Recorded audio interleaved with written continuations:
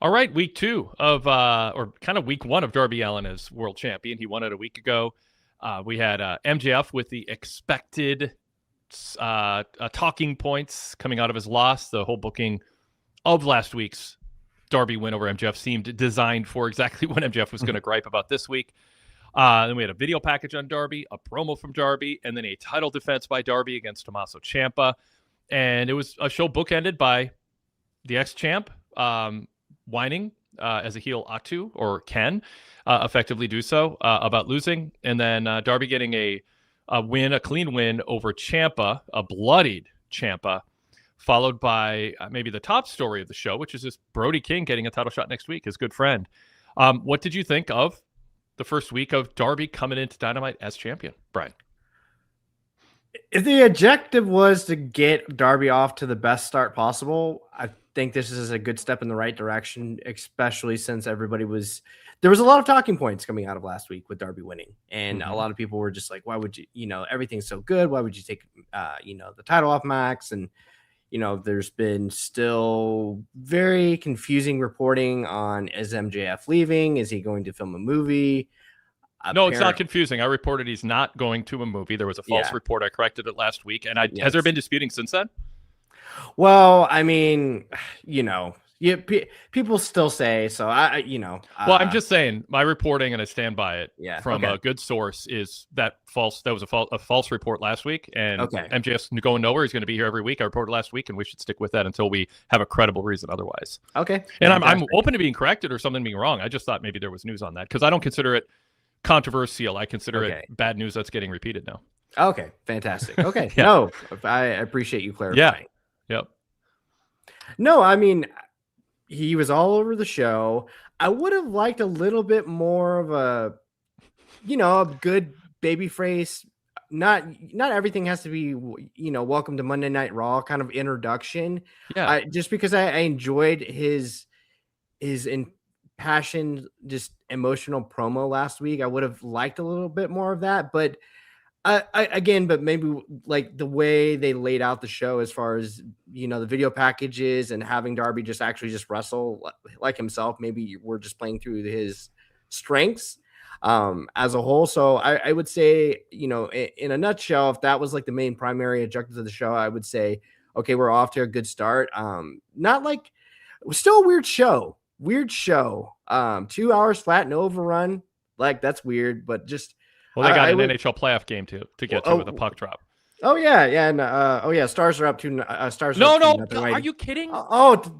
Seriously. Dang it! I'm sorry, I didn't know you were taped it. All I ever talk about is don't spoil my games. My God, I watch everything in my life on delay. Dang it! I'm sorry. God, I thought I don't even need to say it at the beginning. I talk about it all the time. Please, please don't ruin my night by taking away my escape and my recharge. No more updates, everybody, ever again on any sporting event that's happening from Minnesota. Sorry. Oh my God! All right. Sorry. Yes. Yeah. Well, I mean, we've got the No, don't even talk. We don't talk about honestly. Okay. Nothing. I do not want to talk about it more. I will try to get over it. I'm so sorry, Wade. Yes. Obviously, I watch stuff on delay because I work at night. Yes. So I'm a huge fan of both teams. I don't like even talking about it because I feel people are going to spoil it for me intentionally. Yes. So anyway. I can't. Why would you even bring that up? I guess it's my fault. I said there's an NHL game after Dynamite. That's why it ended. Well, it doesn't help that I've got the game going on in the background. That was my fault. I just scolding you left and right here. Yeah. Well, good. I'm regretting asking you to be my co-host right now. I am genuinely telling you that. Fortunately, there's plenty of time left for a comeback. But yes. Okay, so you thought it was a weird show. Derek Mitchell says you should know better. Zach Barber, Zilem about to get fired live on the air. Yes. Boo Brian, spoiler alert. I mean that for everybody. Just jeez. I'm dismayed. All right.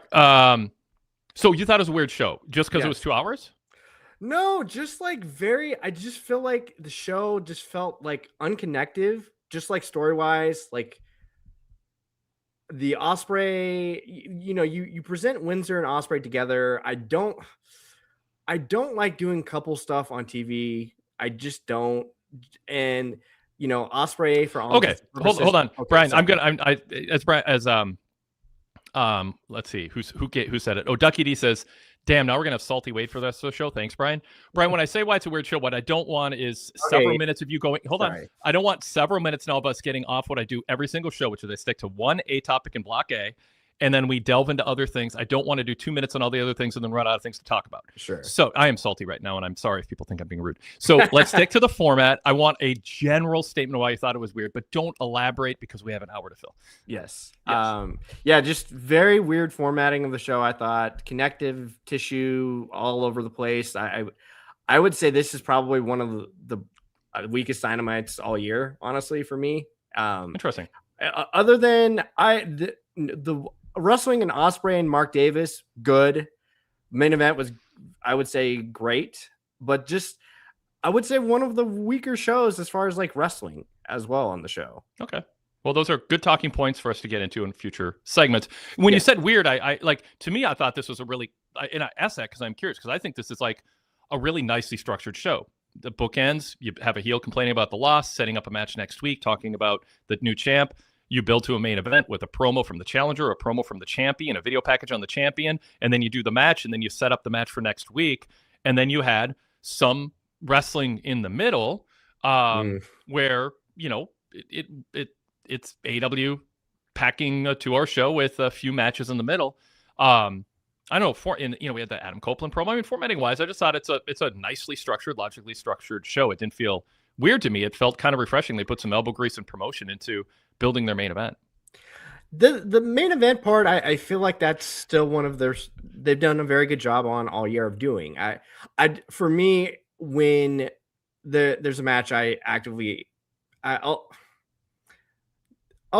say there was a match on this show I actively did not care for, and I thought this was probably this gave me Creepers vibe from AEW back in 2020. It just didn't care for it. Yeah. Okay. Well, there's a hook for people to stay tuned. If you make it to the next segment. Yes. People are predicting I'm going to cut your feed. Zach Barber says taking bets on whether Brian makes it to the end of the show without Wade cutting his feed. All right. Let's see. So I want to focus on Darby right now and the Ciampa. Let's talk about the Ciampa promo. I am like so salty about people talking in a wrestling promo to build a match for things that they should be saving for their therapist or their autobiography out of canon. I'm sorry, Tommaso Ciampa, it's earnest, and you better want this win more than I need this win or something like that. Like, okay, that's fine, but what does it matter if people told you didn't turn heads in airports, you didn't pass the airport test? How is that in the realm of sports? Like, if you win your matches, who cares? Who gives an F if you turn heads in airports? Because on this show, it's a simulated sport that should have nothing to do with whether you ever became champion or won matches. Why are wrestlers bringing that meta nonsense into promos? Woe is me. It's like, come on, make me want to see you fight. I don't want to hear your therapy session about how people said you would never be this. Well, you want that because you lost. You lost matches, not because. I mean, storyline wise, of course, in real life, there's something to it. Why is that on the air? That's crazy. I'm so sick of it. I think your criticism is valid. Now, I will say, I think it started like I like the finish, which is kind of like weird too, because let's not talk about the finish yet. Let's talk about the promo. Sorry. Unless it's related to that, because you're saying I like the finish of the promo. I thought you were going to the match. No. Like, it's gonna be like this a whole hour, Brian. When he kind of just said, like, everybody says the airport test, glass ceiling, like that. Gotcha. That's kind of like I completely understand where you're coming from. It was kind of just like, now he kind of got there where he was just like, you know what, it's time to just I'm doing this more than like. This is the biggest thing in the sport, so he made it feel like a big deal. He emphasized like he's doing this, like he's prepared his like entire life for it. He's doing this as a son, father, brother. Like, so he got there in the end. But I understand if people didn't really like, if you specifically didn't kind of like kind of just like, bland part of the promo. I understand that, but I feel like he got there in the end. Yeah, so Zach Barber says, have no football players ever mentioned that someone thought they would never be where they are? Yeah, that's not my point, Zach. You got to listen to my wording, and I'm salty about this. We've talked about this, Zach, before. I said he brought up I didn't pass the airport test. The airport test, first of all, a lot of people are going to be like, what is that? So why is that on the air? People don't know what you're talking about. Number two, people who do know, that is a rule in wrestling that Vince McMahon and Kevin Nash talked about in the 90s, which is if you don't turn heads in airports when you're in street clothes, then you're not enough of a draw or an attraction to get a world title given to you by the booker. If Ciampa wants to tell a story, I am getting a world title match tonight. And I am so proud because so many people told me that I was a undersized wrestler in a big man's sport and that my spot was for secondary titles. And that's where I'd succeed. But I should never strive to win the heavyweight title. Well, you know who broke that glass ceiling last week? Darby Allin. And you know who's going to break Darby Allin tonight? Tommaso Ciampa. Easy. Yeah. Like that. No. My point in this is not hard stuff. When I'm critical of something, it's not, I don't want something magical to happen that can't happen. What I'm saying is subtract that and add that, and you have a better promo that fits canon. And it's an epidemic in wrestling that everybody wants to talk to social media and the internet. Mm-hmm. Stop it. Talk about every word that comes out of your frickin' mouth on television should fit the notion that this is a real sport and you're telling a story within the confines of a simulation of a real sport, not a casting contest to see who can be cast by a promoter or booker to be worthy of being booked to win a match that's fake.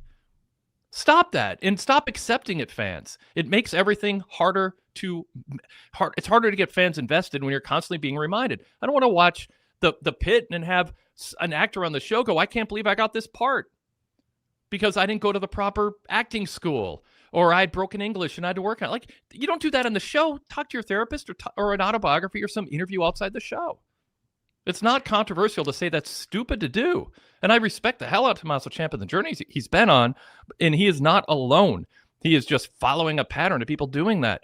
That's not a compelling story to tell on the air. It takes me out of the moment. It makes me think about, oh, that's right, a booker decides who wins and loses tonight, so I'm going to think about how a booker's going to decide that Darby's going to win because they're already hyping a Brody King match. Don't do that. No, I'm with you because I'm trying to think, even through MJF's run, he always, even as a chicken ass heel, he always does. He finds a way to put over the babyface, and like the exact way that you laid that out, it's very simple. And I'm trying to think who is the most consistent person just across wrestling right now that does it. I feel like MJF does a good job of doing that, and I'm struggling to think of anybody else consistently who does that without just like you said, kind of like having the therapist moment every time.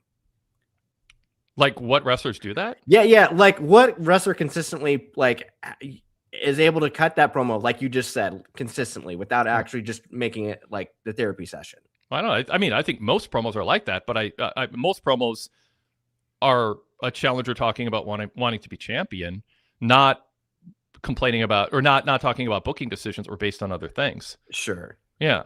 I mean, I think that's most of the time, but it's an epidemic in the sense that in this context, when somebody, like in this specific case, Tommaso Ciampa getting a shot at a world title when he was a mid-card guy getting jobbed out in WWE, and now he came in here, won a title quick, lost it, but he's a super good hand, a veteran, of ROH in the indie scene.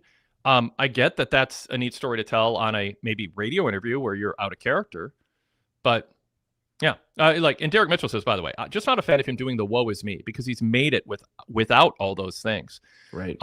Also, by the way, is Tommaso? Do you classify Tommaso Ciampa as a heel, a face, or something else? I don't know because he kind of was a baby face, but coming into tonight, he wasn't.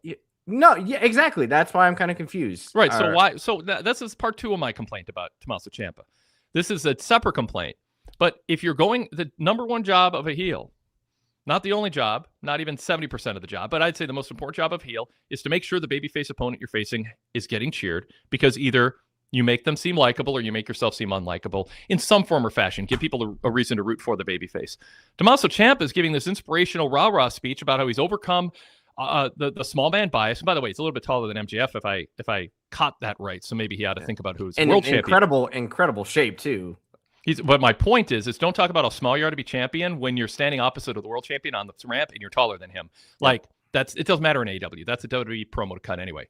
But he said that he is first and foremost a husband, a father, a son, and a brother, and he has this work ethic. And tonight, it isn't about brothers and heroes, but passion. This is a babyface promo if he's going up against MJF for the world title. Did he write this promo and then he was told, oh, it's going to be Darby instead of MJF you're facing? Like, to me, I was like, okay, now I'm rooting for, after this promo's over, I'm thinking, oh, I got to root for Ciampa to win. That was a great story. Now, how does that help Darby in his first title defense that his opponent is stealing the inspirational story from him? I don't get why that makes air. I don't get why it's logical. I'm mad about Randy Orton's promo going into WrestleMania where he basically made a case as a heel who's supposed to get Cody cheered why right. Cody is wrong and he's right. When I say it's an epidemic, there's a lot of things that are epidemics, but people have lost their way on the just core, basic, indisputable rules of how to cut a heel promo. Yeah, I wonder if Renee being there too was kind of just like awkward for him, just because in a sense he's the heel, right? Because generally speaking, Renee's not going to be having the conversations with the heel in the back, right? If Tommaso was gonna, let's say, like, I don't want him to be in the corridors of like the innards of the arena, but perhaps that would have been better if that was just a preset tape where he's just by himself and he's kind of just delivering a heel promo and just emphasizing how I busted my ass my entire life for this, and Darby, I'm the psycho killer, I'm gonna kill you tonight, and your reign's gonna be shorter than my TNT title reign was, or something like that. Like, I don't know, just it's very by generic, but yeah. People are in the chat deciding if he's a heel or face. Mr. Freshman says, I thought he was a heel. Zach Barber goes, he sort of turned face tonight. And Mr. Freshman said, yeah, at the end, he turned face again. Zach Barber goes, I was thoroughly confused. Derek Mitchell says, I thought he was a heel when he teamed with FTR, but who knows? I don't know. I don't know. You got Darby as your inspirational, undersized babyface, and you have Tommaso Ciampa stealing his promo. Like, oh, no one thought I could do it because I'm undersized. I mean, point for point. Darby came out and cut a similar promo. Like, I can't believe I'm here. Man, this is for my fiance and the fans and all that. Like, I don't know. I don't think I'm being profound here, but sometimes I think it must sound weird or profound to people to say that if you have a new babyface undersized champion, his first challenger shouldn't cut a promo that portrays him as an undersized babyface fighting for his father and his brother and overcoming all the odds that were stacked unfairly against him. I don't get that either. That's not Ciampa's character. It's a nice generic promo to cut in a vacuum, but that's not the story Ciampa's been. That's not the journey Ciampa's been on with the fans, with the viewers. So, Wade, it sounds like we're advocating for a new position in creative where there just needs to be a check of common sense. Like, there needs to be like that person that checks the script and says, does this make sense? Does this sound like Tommaso Ciampa would say this? I think there should be one all wrestler meeting where someone talks for 2 minutes and says the basic fundamentals of how pro wrestling works.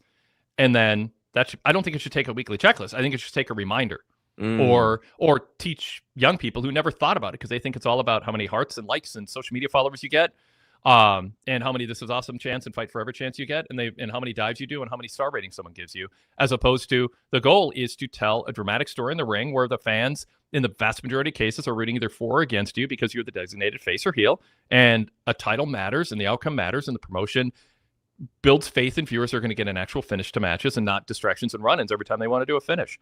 And I just think if everyone's on board with that, it's instinctual from there. Like this promo, Randy Orton's promo won't make the air. Ciampa's promo won't make the air, but I don't think he'd even present it unless there's some weird alternate metaverse that wrestlers think they have to live in during the confines of a wrestling show these days, which I would strongly disagree with, but that might be their belief system. Who's going to watch wrestling if we pretend it's real? So let's talk about booking decisions like it's unreal, but we're going to weave it into the show. Yeah, let's not do that. No, but that's kind of what's happening. Mr. Freshman says it is a problem with both WWE and AEW. So yeah. Zach Barber says I get Ciampa not wanting to cut some generic heel promo, but yeah, there has to be a middle ground. The choice is not between a generic heel promo and a babyface promo that sounds like a therapy session that breaks the storyline immersion. There's many good heel promos that somebody can cut that And if he wants to be heel, if he wants to be a face, that's fine. But don't steal Darby's gimmick of I'm an undersized underdog. I can't believe I'm here and I'm doing it for my family. When Darby's going to come out later in the show and cut a similar promo, and that's his story. So there's all kinds of things wrong with it. So Zach says, well, Wade, I'd say the match was great. The outcome mattered, and the fans were into it. Yeah. I mean, really nice main event match. Bloody, hard hitting, a good style matchup. All that is there, which makes it a shame that it, the promo didn't help, and instead I would say, created a bit of a headwind. Or obviously 3,000 AEW fans in Portland are going to cheer a really good match with two people who they respect greatly. And they had really good near falls. I think Darby talking about it could end tonight because of Ciampa was important to say. Yes. Even while talking about Brody King lining up to face him. Because if all you do is talk about what's going to happen, Brody King talking about what's next, people are just going to assume Ciampa can't win. And I like Brody saying, hey, if you win, congratulations. If Darby wins, I want to face him. I think there was some attention paid to that. Like, we want to create the sense that I would have leaned even more into it. I'd have been like, Brody King, if you beat Darby and win the world title, I want to face you. I want to beat you. And the first person I want to defend against isn't against you. It's going to be against my friend Darby. Like, you could have said that. And then all of a sudden you planted the seed in viewers' head. I can believe Ciampa might win later because that's going to build up a face-heel matchup, assuming Ciampa went in as a heel. And Brody wants to give a title defense to his friend. He's laid out a scenario that I think makes it believable that Darby could lose. Because otherwise it's hard to get fans to watch that match and think Darby will actually lose. I feel like there was a missed opportunity. I feel like they didn't lean hard enough into Ciampa winning the TNT title so quickly on his debut. I wish they would have emphasized that a little bit more. Emphasized it in terms of a bragging point for Ciampa? Yeah, just to provide that sense of doubt of illusion, like building up to the match. It's like, hey, everybody didn't think Ciampa would beat Mark Briscoe that, night one, and he did. So who's to say, maybe that's an area of opportunity where Excalibur and Tony definitely could have probably hammered that home. I would have loved for Ciampa to even bring that up in his promo as well. Yeah. I think bringing up anything that is going to add to the story you're telling now that feels like it matches a story you would tell if this was a real sport works. Mm-hmm. And I think you want to own your history. I mean, you can be selective. Some things aren't convenient or worth bringing up because, anyway, there's things that can undercut the story you're telling, but anything that adds to the story that makes things in the recent past feel relevant and rewards people for watching and remembering and caring, and it helps dictate where things are going now. I think that's all for sure a good thing. So the match itself, as Darby's first defense, showed off the types of matches that fans can expect to tune in to see as long as Darby holds a title. He declared he wants to defend the title every week on TV. Is that a good or bad idea to turn the AEW World Championship into being defended in a way that that is more associated with secondary titles? And I ask that not as a loaded question. I'm genuinely interested in your opinion, Brian. Well, I mean, he did say he was going to wrestle till the wheels come off. I wish there was a different acronym. I just feel like that's the wrestler phrase of the week because everybody is always hungry or they're in deep water. That's usually kind of like a wrestler vernacular that they'll casually use. But until the wheels come off, obviously, CM Punk's been using that for a while. It's definitely fine. In terms of Darby defending weekly, when he's actually wrestling, just a regular wrestling match, I think he could do this. Like I'm completely invested in Darby as a wrestler because I understand his style may not be for everybody, but if he's out there traditionally just wrestling and not doing a crazy coffin match or trying to light someone on fire, he's really, really good. And the fact that he's openly accepted the fact and laid it out to the audience and saying, hey, this is going to be a good time, but not a long time. So, and my concern with the weekly title defense is to me, I'm fine with the secondary title being defended against sort of all comers, regardless of win-loss record, prestige. But Darby turning it into a TV title starts giving away, like candy on Halloween, shots at the AEW World Championship. And I think in the lore of wrestling history, getting a world title shot should be earned and rare and prestigious. And I mean, the Ciampa title shot itself is kind of, like, what did he do to deserve a title shot? And now you're going to have, and Brody, they talked about his winning streak. He's earned one, like I'm fine with that. But if he's saying he's going to do this every week and he's going to lose the title soon, then he won't defend it every week. And people will go, well, see, it's not a problem, Wade, because he didn't have to hand out title shots to a lot of undeserved people. But he's saying right now, I am going to do that. Like there's not 14 worthy number one contenders in AEW, but he's saying, hey, if I'm champ for 14 weeks, I'll defend it 14 times. I don't feel strongly about it in the sense that I think Darby is a different kind of champion, and he might want to prove himself in a different way, especially because of his size and what an underdog story this is. You can tell that story, but it's a concern I'm expressing that, are there going to be some diminishing returns or some loss of prestige of what separates the AEW title from the other, 4 men's singles titles that are in regular rotation on AEW TV?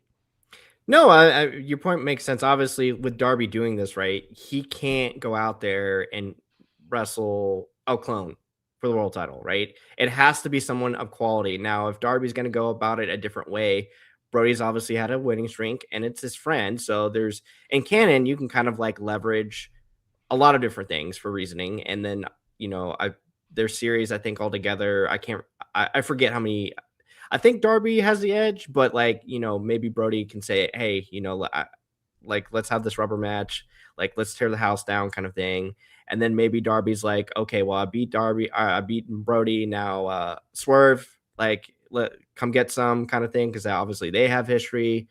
I think you can do this weekly, but it has to be a very high quality. He can't run through like the Don Callis family weekly. Yeah. Yeah. So a couple comments in the chat I'm noticing people are saying about this. Let me, I haven't read them yet. People keep adding chats and I can't get to click it before it runs up the page. Good to have an active chat, and welcome everybody. Mr. Freshman says it's usually an issue except for Darby and his character. I think this reign of his will be the peak of his career. So why not defend it for a few weeks? Interesting. Okay. Yeah. And I think that's the thing. If you go into this going, he says, I'm going to defend it every week. And part of that is the reason he's ultimately going to lose to MJF at Double or Nothing. If that's the timetable, then Darby saying, I want to be a fighting champion, I'm going to defend it every week, it makes him more of a babyface. But I have that sort of like off to the side concern, like who's deciding suddenly that the thing that made the AEW World title stand out from all the other titles is it was tough to get a title shot. And now it's just, so anyway, it's not a huge point, but it's just, if you look at what there's things that bookers do because it's the way that they want to tell the story to an endpoint. But if you are watching and you don't know the endpoint, then does it still make sense? Sometimes there's an endpoint, you book backwards from it, but in like coincidences or inconvenient things happen. Or in this case, like, why would Tony Khan agree to that? And he might love it, just be like, as a boss in storyline, he might be like, yeah, let's have a world champ defend it all the time. But I'm a little worried that like, it does chip. It shouldn't. I don't think it's a heelish thing for a world champion to say, "I'm not holding the workhorse title. I'm holding the title where every challenger earns it. It's rare. It's special, and whoever gets a world title shot has a winning record and qualifications that are different than what it takes to get a shot at a TNT or international or continental title. And I think that's worth protecting. That's just my only point. Yeah. Okay. More comments. Mr. Freshman says it's usually an issue except for Darby. Oh, I just read that. All right, so let's move to the next one. Sapphic 20,001 says it seems like this is setting up MJF beating Darby pretty easily at Grand Slam because Darby is wrestling really competitive matches for 5 weeks before the pay-per-view. And that's my point. They're, sort of booking backwards from there. And I mean, that's a fine story to tell. Darby a fighting champ, but he just kind of a 5-week version of what CM Punk went through with Roman Reigns Sunday. The long, exhausting match. I got nothing left to give, and MJF takes advantage of it. Derek Mitchell says AEW World title is supposed to be the biggest prize of the promotion, and it shouldn't be defended every week like it's some TV title, and contenders need to earn the opportunity, not being gifted matches. Yep. Ducky D says defending every week and gradually making it more and more likely he could lose is 100% in character for Darby, and the polar opposite of the MJF promo after winning his first title. Certainly, that's the defense and the framework for it. Yeah. I think Ducky, I'm not demeaning your point when I say this, but I sort of think that's baked in and obvious and stipulated too. That is the story they're telling.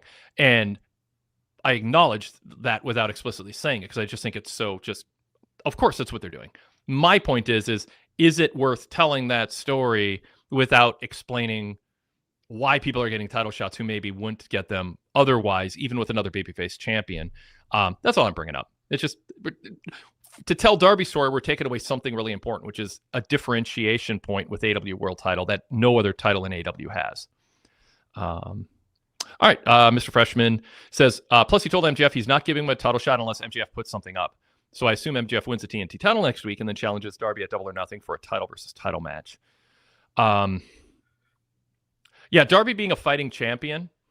I mean, this is another issue, Brian. Darby being a fighting champion saying, MJF, I'm going to give a shot to Tommaso Ciampa. I don't know what he did to earn it. I'm going to give one to Brody King, my friend, who has a winning streak, so that makes sense. But I'm not going to give one to you, the ex-champion, who had to defend with no notice because he did a babyface thing, which is disconnect from social media for a few days. I think that is a good thing to do. But never, that aside, he's telling MJF, I won't give you a title shot unless you offer something. One of my issues with AEW is they just make it up as they go along. Like, who decides who gets a title shot? Who decides what the rules are? Like, is it Tony Khan? Yeah, apparently, because announcers tell us all the time, Tony Khan books a match. But is it established lore that a champion can say, I will never defend against the ex-champion no matter what, unless he offers something to me that I approve of? MJF plays that game, and I'm sort of critical of that too. I'm like, who's in charge here? And someone could say it doesn't matter, and I would counter and say you'd be surprised how much more, in a way that you might not fully be able to articulate, watching a wrestling show that's structured logically really makes the enjoyment level go higher because everything. Yeah, it's like eating clean food. If you do it for 3 weeks, you're like, I never want to go back to all the processed food and all the sugar and all that stuff. Like, but you don't know till you live it. Otherwise, you're like, why wouldn't I want to eat a bunch of cupcakes and fast food and fried food and salty food and sugary food and white flour food? It's instantly dopamine rush. I get that. But there's something about eating clean where after a few weeks, you're like, okay, I didn't know I could feel this good. Right. Are other people walking around feeling this good? I want to tell the world you can feel good and not feel like crap all the time because you eat well and you get exercise and fresh air. You get off social media. That's what I would argue it would feel like to watch a wrestling company where they actually paid attention to the details. They actually made it seem like there's a reason someone gets a title shot and it's consistently applied by leadership. Yeah, or we're waiting for Tony or Shivani or Bryan Danielson to say, I just spoke to Tony Khan, which yeah. So my those people know that's what I advocate for structurally. But we're living in this world that we're in, and that's what Darby said. And I'm willing to. I mean, it's still fun and entertaining. I'm not like I'm gonna never watch because this doesn't make sense. But so this is what they're doing, Brian. Darby says, "Give me something." Do you agree it could be the TNT title if MJF wins it next week? I mean, I'm all for title consolidation. That sounds fantastic to me. Like, not the TNT title though. You have to agree that's not the belt. Oh yeah, no, that would be an odd choice. I'm trying to think. You can't have MJF do the page gimmick. You can't do that. It's way too early for that. I'm trying to think, what could MJF put on the line that as a heel in canon he would not do or want to do. That's hard. I don't know. I'll maybe by the end of the show I'll have an idea. I don't know. I like the idea in theory of title consolidation because there's too many in AEW, right. Too many wrestling in general. But like you said, the TNT title, that's at least like one of the prestige ones. I would say we don't have to. It's not necessarily consolidation. It could just be, as the Jet says, that he's going to be.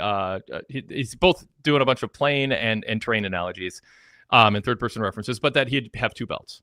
And so they could just be belts that'd be defended separately, or you'd win them, but then relinquish one. I don't know. I'm not sure. Ducky D says, I can't imagine Darby ducking a challenge because someone doesn't deserve it. Darby is a crash out. This is a bad strategy for a champ, but it is exactly what Darby would do. Yeah, I'm definitely not critical of it not being consistent with Darby's character. I'm critical of, if anything, the company going, no, Darby, we know you want to defend every week, but that's not how the championship works. World title shots are earned. They're not handed out. But we appreciate if you want some non-title matches, you can have that, but we're not going to sanction title matches every week. That's not how we do things here. I'd kind of like that because it would tell the audience that's what makes this singles title more important than the others besides its position on pay-per-views. Ducky D says, I think he makes MJF the same deal Hangman made, or even bargains for Hangman's freedom to challenge him again. No, too early. Don't like that. And that. It's not MJF's decision. It was Hangman's call. Yeah. And Hangman's always going to go by, like, he's a man of his word. He's not going to go against that. So. Yeah. I hope. Yeah. That's not MJF's deal to renege on. The idea of MJF going, I'll never wrestle for the world title again ever if I lose to you is giving away the finish also. And it feels a little, I don't know, little hot shotty. But I don't know.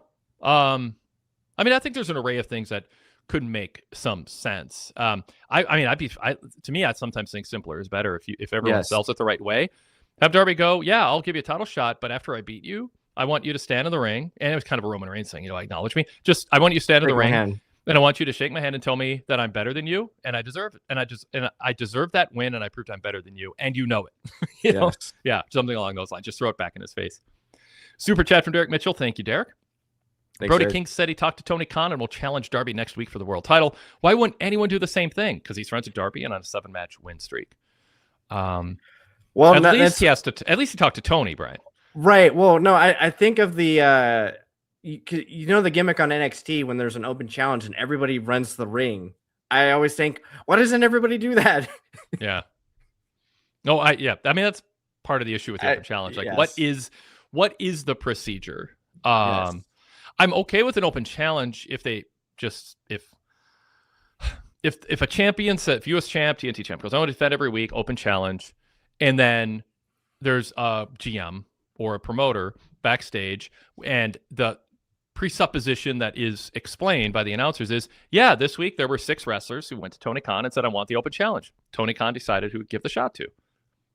All right, that's simple. Why not just, is there a downside to that? It makes more sense than there's a mad dash to the entrance stage and then someone's music plays. Or nobody else cares but this person this week, which doesn't make sense either. So I don't know. I don't think it takes that much work to explain this stuff. Kind of like a canning way to have rankings, but not have rankings at the same time. Yeah. Ducky D says it seems like TK and storyline grants a degree of championship privilege that feels consistent from champ to champ. Okay. Sort of like the referee is giving leeway in this match, and he ought to because the match is too important to hold the match to actual rules, like countouts.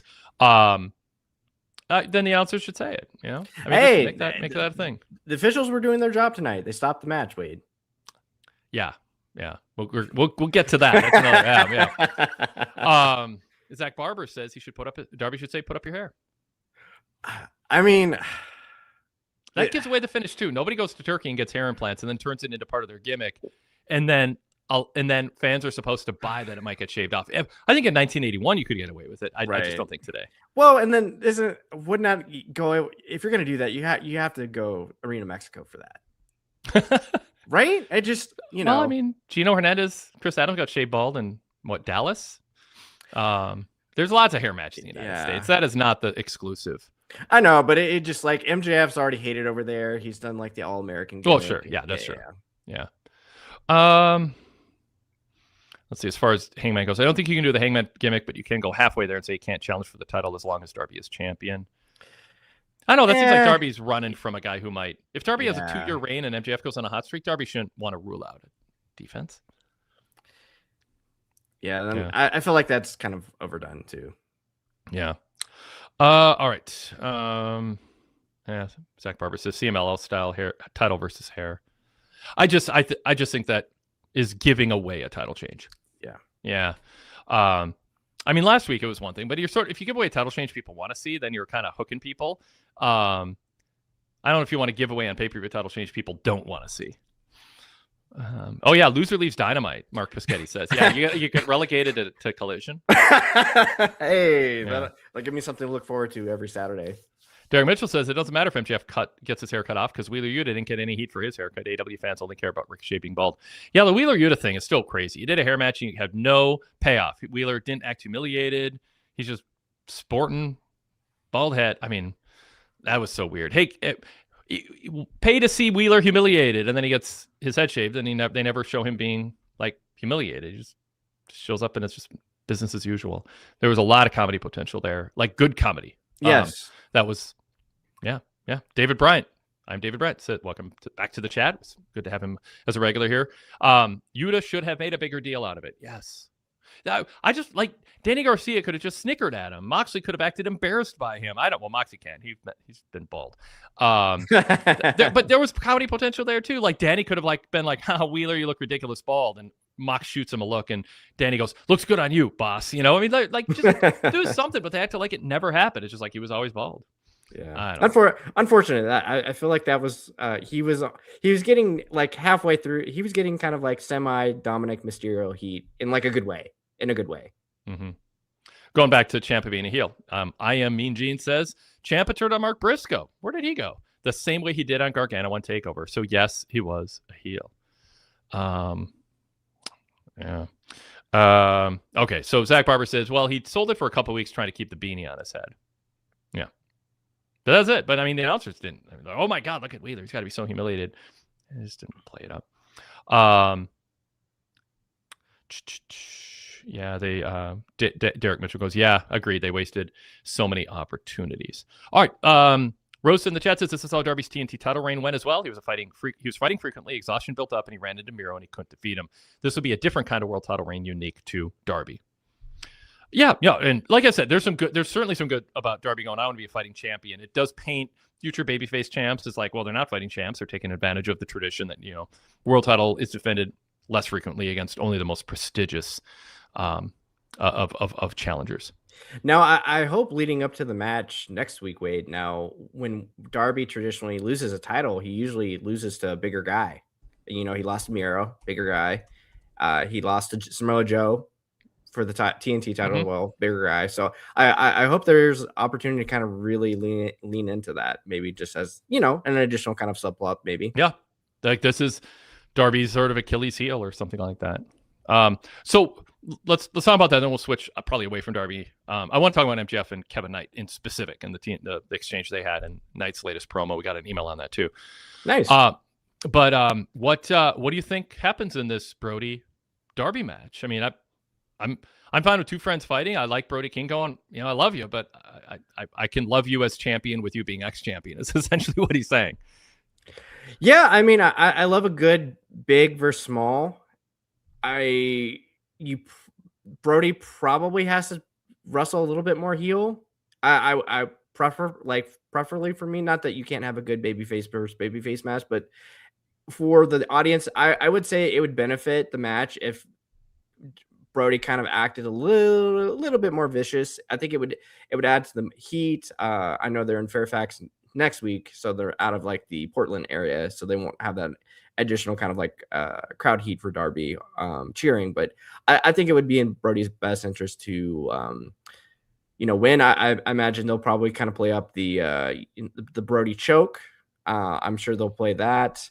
I'm trying to think of all the other matches. I'll jump in and say I don't want Brody to be heel at all, and that sounds counter to my normal stance. Interesting. Okay, explain. I just think Brody's too much of a stand-up guy. This is a genuine friendship, and I just think this is sort of an exception that proves the rule. This is a good face-face matchup where fans want to see these two friends go at it, find out who the better wrestler is. I think a lot of people I like Darby, but Brody's size advantage is going to be a key thing, and I just think that this is a two friends fighting it out in the most friendly way. Darby gets a win. Brody congratulates him, raises his arm, and then Brody goes on to continue to be beloved and not have a blemish on his record that he was a dick to Darby for no good reason out of nowhere because he was in a world title match. Yeah, I mean, I hear you. I'm just trying to imagine structurally, like, has there? Well, I guess didn't Batista and Rey Mysterio wrestle like face versus face before? I'm trying to think of like that when they were friends before. I think that rings a bell. Yeah. I mean, so I'm trying to think structurally, like, what does that look like? Because the perfect match is probably if, Brody's probably the heel, like structurally, just like foundationally as the match as they're laying it out. But I'm for like you said though. I don't want to. I want to be very clear. I don't want to turn Brody heel. I just feel like structurally for a match, it's like it'd probably be better if Brody worked the match as a heel. Yeah, I mean, I just disagree. I don't think it fits Brody's character to be a 20-minute heel or a 1 week heel. I think he has too much momentum and a bond with the fans for being a good dude, and I think it just makes more sense for him to go, I want to be world champ. Let's fight it out as friends. This isn't a pay-per-view match. And most face, I mean, this is too good. They're established as being, looking out for each other. And I didn't see any hints of that with Brody either, other than just flat out, I want to be world. Friends go to battle on the NBA court and they play each other hard and then they compare notes and shake hands afterwards. I think that's a sports story that's perfect to tell in this situation, in this context. Generally, I want Darby to hopefully be against a heel opponent sometime in his title reign besides MJF, who cuts a heel promo, not a babyface promo before they wrestle. Yes. That'd be nice. I agree. Yeah. All right. So the Jet Kevin Knight cuts a promo. I'm still sort of iffy on his promo work. The third person stuff, it's a little dangerous because it's like everyone just thinks, oh, you're trying to be The Rock. It's sort of a heelish thing to do. But JB writes in his email, Kevin Knight does a really good job of towing the line between being overtly arrogant and cool, and a cool, confident face. He's certain of his abilities, and he's also willing to go out and prove it. He'll talk the talk, but he's also willing to walk the walk. I'd probably get rid of the third personing of his nickname, though. Last week we talked about on the post show, is Kevin Knight's character well enough defined that people kind of, it's always the new viewer test. If a friend who likes WWE but never watched AEW, or who hasn't watched AEW in 2 years, or saw some clips on YouTube and is like, hey, I want to be a pro wrestling fan now, and they sat down and they watched this show, they would ask you, oh, tell me about Kevin Knight. And it should not be meta. Oh, he's a guy who, when he's in Japan, he was sort of overlooked, but here's why, and he was a dime a dozen here, and then he came to AEW. Like, no, tell me about the canon persona that, and again, the ultimate goal in wrestling is not to get a "this is awesome" fight forever chant or a high star rating. It's to get an emotional reaction from a live audience that increases the investment that viewers at home have because of the emotional involvement of people in the building. And so why should I care about Kevin Knight? How do people who like him find him relatable or compelling or worth cheering for, or the opposite, not relatable, or relatable in a way that makes you want to see him lose? And what makes his personality distinct? And I think we're still waiting for that a little bit. And I don't know if he has the answer to that. I don't know if Tony Khan has the answer to it. He is a really flashy wrestler with a cool athlete build, and as a young guy who hasn't been defined down in AEW, so sort of you can start telling a story of him on a journey upward. Rosa in the chat says, I like Knight a lot. He spoke in third person a bit too much tonight, but I like that they're giving him chances. He has confidence. I think he'll find his voice. Zach Barber says, Kevin Knight comes across as a cocky heel. Safiq says they need to do 3 to 4 weeks of Kevin Knight vignettes about who he is to add layers to him, because his entire character right now seems to be that he's cool. So Brian, over to you. What do you think very specifically about Kevin Knight's presentation on promos, or what they've done to define who he is? And do you have an answer to that question? Maybe you have a better answer than me. I feel like he's still in the beginning stages. Like we're still, I would say maybe we're in phase, like if we're in like kind of 4 phases of trying to get Trick where he should be by next year, right? I think you and I were very adamant last year that AEW they needed to move forward with him, continue to push this run because he has something, and they have. Kudos to them, and they made him a 2-time trios champion. He's TNT champion. It's good stuff, and I think I've been on with you before, and you have. Yes, and I'm like, joking. Yeah, I'm throwing you off. I'm being well, and I'm not being helpful.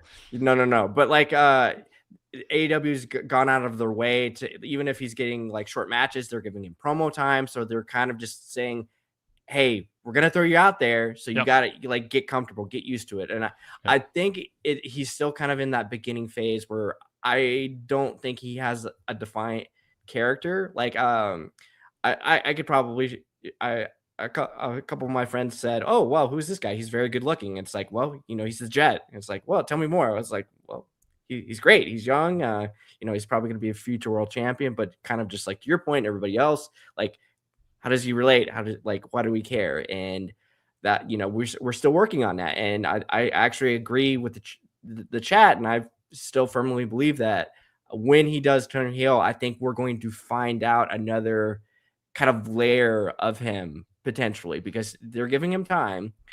I didn't think tonight was like his best delivery as a promo, because I think the ones he's had promos before that I felt like were a little bit more, to the point where I feel like this was just like, I'm the Jet, I'm cool, I'm suave, like, yeah, that's awesome, Kevin. I like, we hear you, you're the Jet, like JETA, like we got you. But like, give us a little bit more. Like, you made a claim last week how you're gonna be Kevin Two Belts, like that's great. Like, it's not great. Let's stop talking about two belts too. Well, yeah. Honestly, like that's just just a thing wrestlers say now, right? Oh, I want to be Becky Two Belts. I want to be, the belt collector and all that. Like, I don't know. I mean, to me, it's just kind of trite. I think it's overdone, and I'm worried it's going to be like a thing just wrestlers keep. Like, it draws attention. There being way too many titles. Well, that's an epidemic. And I also think Kevin Knight, I think the kind of base rule that I would have in my manual as a promoter for everyone in the company to read would be when somebody holds a secondary title and they win a world title, they relinquish the secondary title, because we want it to seem like the only thing that matters is a world title. Yes, I'm on a streak tonight of trying to emphasize the importance of the world title and build, protecting the champion, not having, duplicate promos that undercut him or steal his thunder, and not having anybody just get a title shot. And there should be a reason people get a title shot. I also think there should be a rule. If you win a world title, you give up all other belts. It's way too freaking important for you. It's like, if you're going to be the starting quarterback on your high school football team, you don't also get to be in theater and speech and soccer and whatever else. Like, we need you available at every practice. We need you to stay healthy. You can't be in ski club and get injured. Like, there is something that's just important enough in the context of the world that it exists in, that it is the centerpiece top prize, and you shouldn't care about a secondary title at that point. Yeah. I wish that was a rule that I'm not making it up. I mean, historically that's been the case. So that's why I kind of cringe at like the two belts thing. It's just like, it just feels like whatever somebody says, we're going to parrot it because somebody else said it. And I don't know. Yeah. I think a lot of people have already kind of pitched this for Kevin as well, Wade. I think maybe for him to kind of get in that next phase, like as far as phase 2 to phase 3, that secret sauce is maybe to pair him with Nana and Swerve once he turns heel. Mm-hmm. I think that could do wonders for him. And I think him in the relationship with Mike Bailey has been great. It's been better than I would have ever expected. I just feel like I'm ready kind of for that next layer of the onion at this point. I loved MJF's line. You're what do we know about you that you were what was the line about let me look it up, because I thought MJF was good tonight. Jet thinks it's socially acceptable to be friends with Speedball Mike Bailey. Great. MJF was good tonight. Mark Biscotti says, it bothered me when the Ultimate Warrior had to give up the Intercontinental Championship. There you go. I mean, I don't care if a kid's sad. That's not my job. I care about having a logical promotion with rules that make sense. And then sometimes kids, I don't want kids to be sad, but if they're watching wrestling and they're sad, that's part of the emotional journey that you're on. And I would argue, Mark, that made you realize how important a world title was, that it is too big of a responsibility to also then be hoarding another championship that you're defending simultaneously. That's mean. Now you're hoarding belts. Let some other guy climbing the ladder hold the secondary title. Okay. Derek Mitchell says, this isn't resume building. I wasn't a fan of Knight talking about being essentially Becky Two Belts or Ultimo Monet. Yes. I'm David Bryan says, same. Then I learned more about James Hellwig. Yeah. Went from disappointed to other thoughts on him. Okay, so Rosa says what you're saying, Brian. When Knight inevitably turns on Speedball, I think we'll get the best version of Knight. And it could turn out, the thing is this is Kevin Knight's just not a good babyface. Like, he's a good, sort of the Seth Rollins problem. He's a babyface style-wise, really exciting. You want to cheer for his wrestling matches. But personality-wise, he's going to shine in a pro wrestling promo environment as a heel. Doesn't mean he's a bad guy in real life, but that might be the lane where his promos shine. And that happens sometimes. Right. David Bryan says, what is Kevin Knight about? Pants. He wears pants. He does wear pants. And then he adds, if you look at a still picture of a wrestler, you should come away from it knowing at least 25% of what that wrestler's character is about. I get that. I mean, I like that. Yeah. A lot. I mean, you should put enough thought into your look that doesn't say indie high spot guy on national TV. But you also don't want to be, I'm honky tonk man. I'm a new honky tonk man. Like, you don't want to be a cartoon character. But yeah, there should be something about what you wear and your demeanor and all that, and a still picture and your haircut and your choice of fashion and body language that does convey something. Sure. Yeah. Right. Zach Barber just did read this. Kevin Knight comes across as a cocky heel. And then they need to do 3 to 4 weeks of vignettes. All right, I'll read more of JB's email later. Okay. But we have Johnny on hold as a caller. So let's bring Johnny in. He can comment on what we've already talked about or bring up other topics. There's still plenty from the show we haven't commented on. Welcome, Johnny. Good to see you and hear from you again. Oh, and your cat. Awesome. Yes. Making another appearance. I can't remember the last time either of my cats were that relaxed in my arms. For that, they just squirrely. This guy's only 6 months old, so. Okay. That is. They were like that when they were kids. Yeah. So I thought it was a pretty good show tonight. Mostly, Wade, I think I agree with pretty much everything you've said on sort of the derby and trying to emphasize the world title scene. For me, the thing that I really hated about tonight's show was like trying to build up Brody King for this match next week, which I think is a great match. And you have him against Lio Rush. Like, just I don't know what this gimmick is. Like this awful Golem inspired gimmick that was just terrible. Lio Rush has never. It is so bad, Johnny. I kind of like it. Like it. I mean, come on. I know. It's totally against the grain. But there's just like it's little Lio Rush. Like, first of all, if you're going to change your gimmick, please drop the last name Rush so we don't have a Rush and a Roosh in the same company. Vince McMahon was not wrong about that stuff.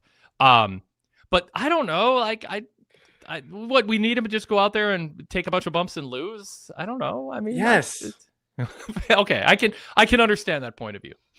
What I really hated about it was it's just in the context of trying to build up a world title challenger. Because like that whole match, all I'm thinking about is Lio Rush and like, what is this gimmick? Who is Lio Rush? Because he's been on Dynamite like 3 times over the last 8 years of Dynamite, and it's all the focus is on him when the focus should be on Brody. Yes. Well, Excalibur was helpful because he said that he is perplexing and enigmatic. So there you go. What more do you need to know?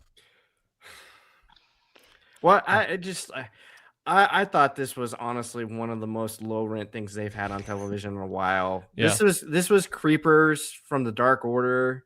I like Lio Rush a lot. I think he's very talented. Like Johnny was saying, Wade, it emphasized you were taking away the attention from Brody King, and we're focusing. I agree with on that. Yeah. Lio Rush being weird. He's a weird golem. Like I want to know why Tony likes this. I honest to God want to know why he likes this. And there's several issues with that. And you have a roster page that's infinite. And this was what we went with. And not only that, it went past us commercial break. And we can't even get 2 women's matches on the card. More like, again, Wade, like Johnny said, I can usually kind of come to grips with everything, but when they did this on Collision and they made Pac look goofy, I was like, I don't care for this at all. I feel like there's not a lot to lose with Lio in the context of AEW. So Zach, by the way, says Lio Rush is talented. The gimmick is horrendous. However, I don't think this is the case. This doesn't build the case in my eyes. This is an argument against it. But Zagging45, welcome to the chat. Zagging says it's been a hit on socials. I worry this plays into like, I mean, I'm being a little cheeky when I say it's so bad that I'm sort of intrigued by it. But I totally agree with your. The attention should be on Brody King getting a win, not what's going on with Lio Rush, who we've seen 3 times on Dynamite before. So I'm on a more serious note. I agree with that. But Rosso2025 says, I feel like Lio Rush is slowly getting over with this. Lio is talented, but he's actually standing out now. No way. This And is not Jake- getting over with this. No way. And you guys are going to be upset here. Jake C says, I kind of liked it after a while. Come on. Are we in Canada? Montreal's this bizarre world? What are we doing? All right, Johnny, back to you.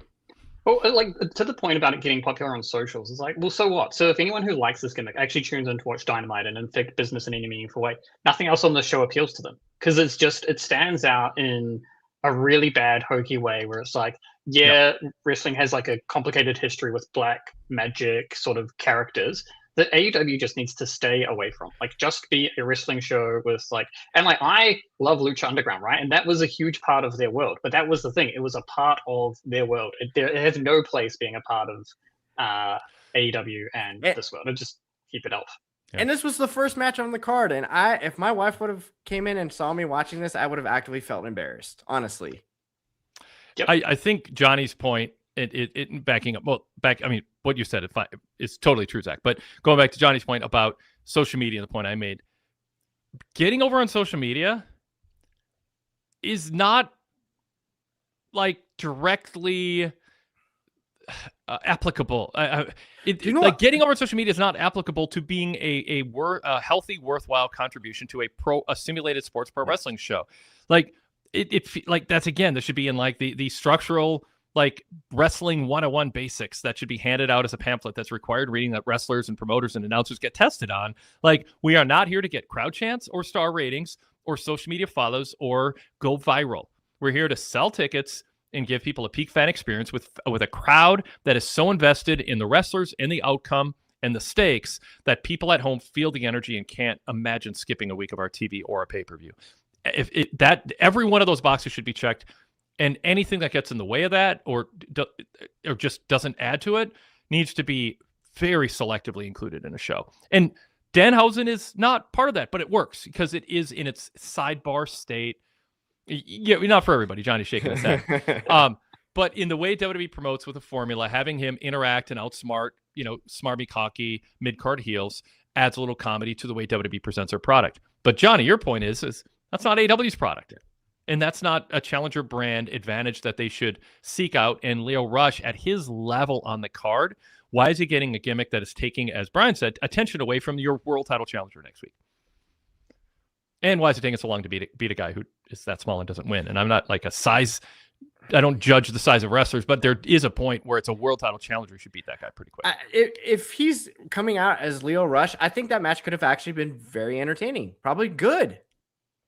Like, if Lio Rush is just out, because I still think about the tag team match he had with Dante Martin versus Lee Moriarty and Evan Bourne, like, on Dynamite. That was great. Mm-hmm.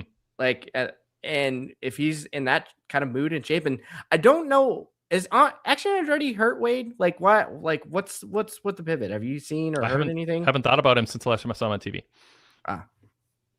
I haven't seen a report on it. I don't know. Okay. Yeah. If the chat knows or wants to look it up, see if there's some news on that. We can see. Johnny, hold on. I want to read a couple comments about this topic. Derek Mitchell says, only if they kept Abaddon and paired with Lio Rush, what a combination they could have been. Okay. Sure. Zach Barber, this Lio gimmick is basically the equivalent of a character on B&B suddenly getting possessed by the devil. It's not that kind of soap. Leave that to Duel, which is Days of Our Lives for the uninitiated. What is B&B? It's not Young and the Restless. What is B&B? Tell us, Zach. It's short for a soap, but he's using. I'm surprised I got Duel. Yeah, I mean, I know All My Children. Like, I'm trying to think. Come on, Zach. Tell us. Type it in. I don't know. I'm waiting for Zach. The show's on hold until Zach tells us what B&B is. Bold and the Beautiful. Okay. That's a deep pull. Yep. All right. Now we can move on. Let's see. Jake C says the crowd chanting he has rabies was fun. I don't know. It's 100% silly, but he was into his character. I kind of bought into it. LOL. And that is the point that's my reaction to it. It's like, but I think your point, Brian, is more pertinent. And I think Johnny's point was more pertinent. And those both overrule, I get a chuckle. It's kind of cute. It's kind of funny. I don't think that should truly be the standard for what makes AEW television. I don't even know if this type of gimmick or character would even be greenlit on NXT. And they had mobsters on that show, and surfing people. So I don't know. Yeah. Yes. Seth, not an ad for the show for a lot of people. Safik says Leo's gimmick seems like a great gimmick on the indies. I imagine seeing this act live in a very small venue would be a lot of fun. On a major televised show, it loses 99% of that. Yes. All right, Johnny, we've reached our actually, there's a lot. We've reached our limit on Lio Rush talk. We will be banned and canceled if we continue.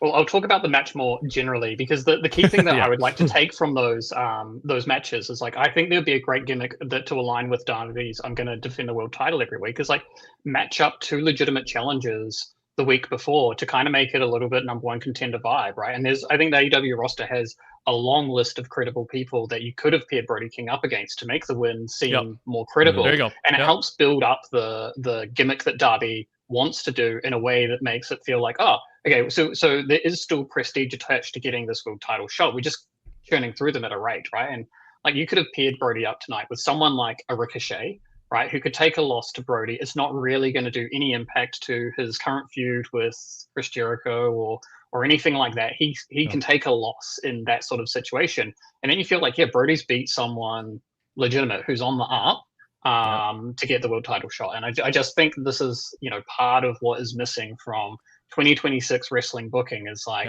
let's just match up a couple of credible people to put them into a world title match. Yep. Well put.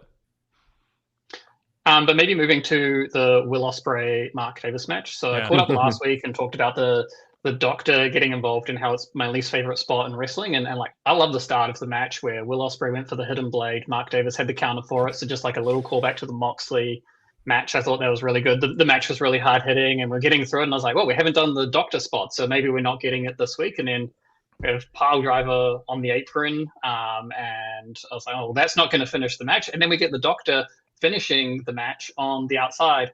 And I'm not sure how I feel about it. Like, the way it was done was kind of slow, but maybe this is what I was asking for. So, Wade, Brian, keen to get your guys' take on the sort of Doctor finish to the Will Ospreay match. At first, I thought it was a count out, and I was like, "Oh, okay, I typed it in. Yeah." And I was like, I was like, "Okay, interesting," because AEW never does. I think they've only had maybe 3 countouts ever in the history. Like, so they keep it, and Ospreay not being able to get up his neck kind of makes sense, and I don't mind the story they're telling with Ospreay because it's different.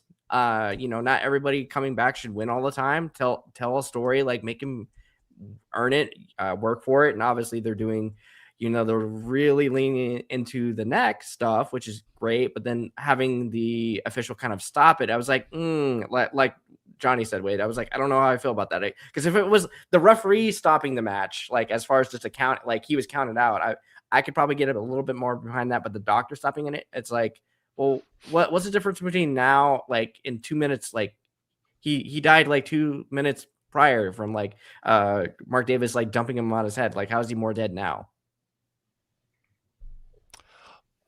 John, you want to?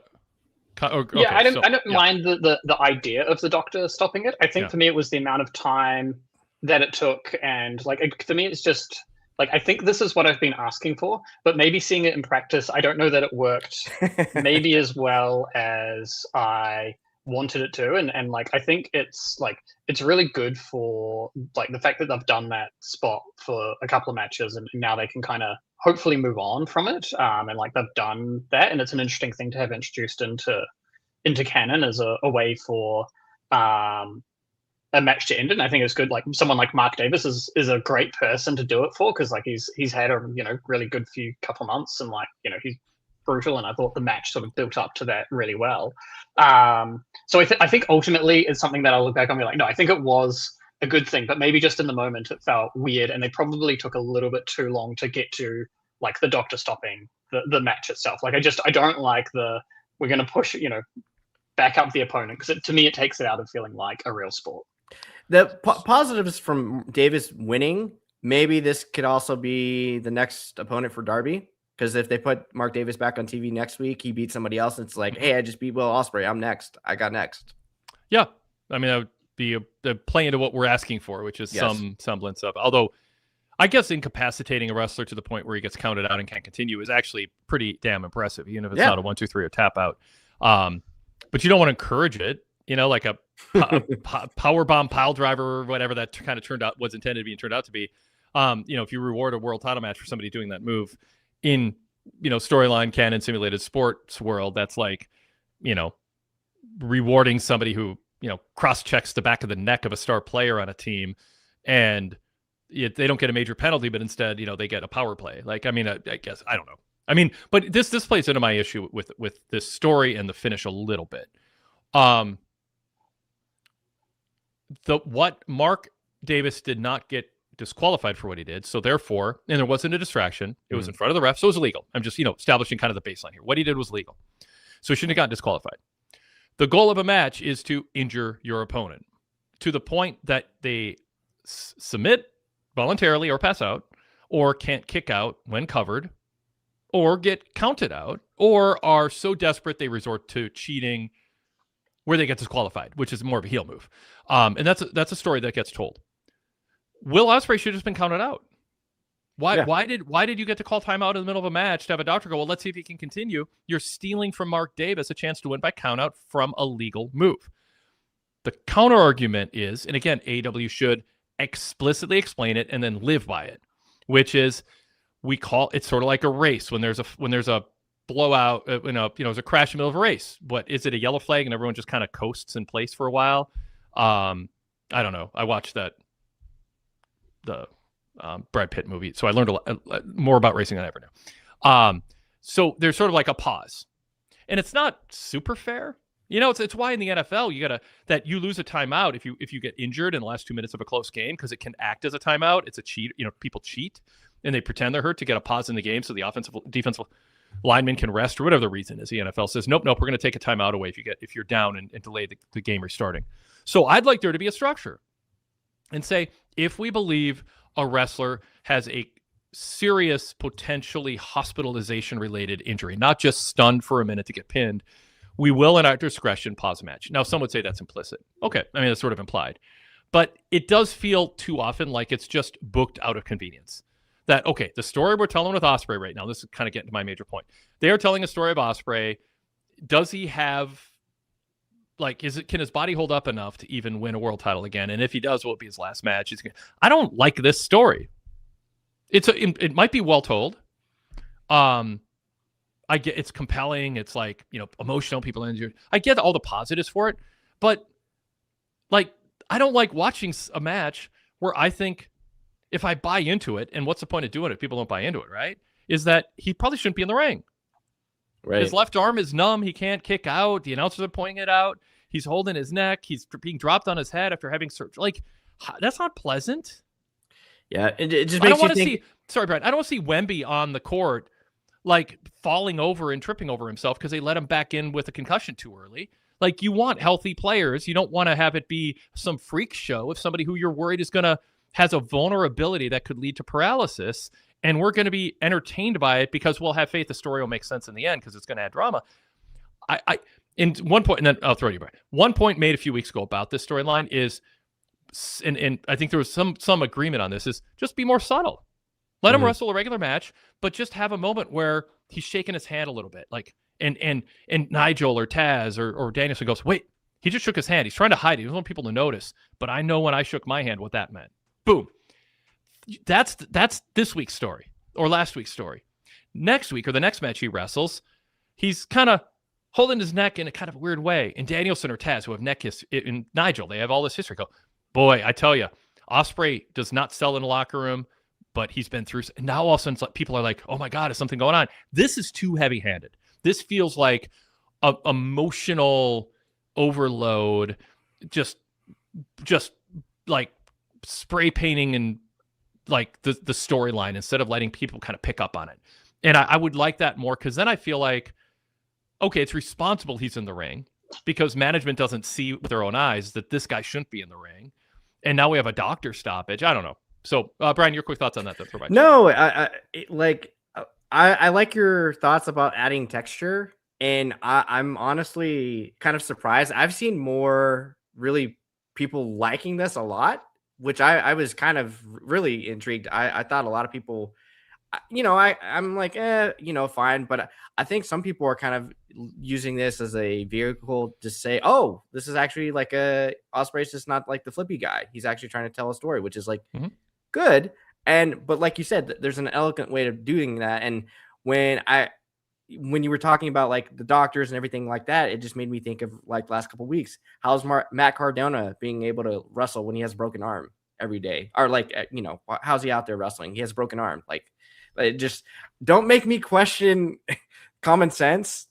Like it kind of already just breaks everything. If I don't like Doc Sampson is there. Cool, that's great, but I don't want to see him in every Ospreay match. Like, yeah, and they played this up with Bryan Danielson, and I'm consistent, and I didn't like Danielson trying to sell that he was legitimately hurt to fans. Like it's like, when wrestlers are doing the X signal, which it got out, like that was a sign of legit injury. We need a doctor, and then they started doing it as part of storyline to make fans who knew that think something really bad had really happened. I don't like that, and I don't think this is a lot different. And I didn't like when Danielson was doing it, where it looked and I know he gets a kick out of it. I was going through some old photos on my I don't know, Google or Apple storage, photo storage, and I had like this match from way back that popped up of Danielson, and he was in the ring selling a serious injury at an ROH show I went to, and he was surrounded by a doctor and promoters and wrestlers looking concerned. And that was like 18 years ago or something. Like it's a fetish for him to make people think he really got hurt. And when I say fetish, I mean like I mean that in like he thinks that adds a zesty zing of drama that is more real than the fake stories you normally tell. And if anyone knows me, I am not for trying to make one thing seem more real than everything else. I think everything should seem real in a way that makes sense consistently. Don't then hot shot or break the rules to make something seem super real, which is why I'm not like a worshiper of the pipe bomb promo either. David Bryant in the chat says, this has crossed over from heavy-handed to feeling like AEW is the most irresponsible company on earth. There has to be a better balance. But Zach says, are his opponents supposed to forget he just got back from neck surgery? So I think, okay, so in Rosa, I want to bring this. Rosa 025 says, Ospreay looked like he was going to have a series of matches of him overcoming the odds. I was pleasantly surprised to see him lose. Cliffhangers with Death Riders was interesting too. But Pickens says, the biggest gripe I have is Ospreay gets carried away, injured by TDR, and then Excalibur throws it to Renee to interview Ospreay's fiance and life partner. Terrible segment scheduling. Yeah, there is that too. But Zach says, I didn't mind the doctor stoppage because it was consistent with Ospreay selling his neck. Mark Biscotti says they overdid the injury angle with Daniel Bryan going into WrestleMania 30, and now they're overdoing it here. So I want to say there's a way to execute a storyline that you think is a bad idea well.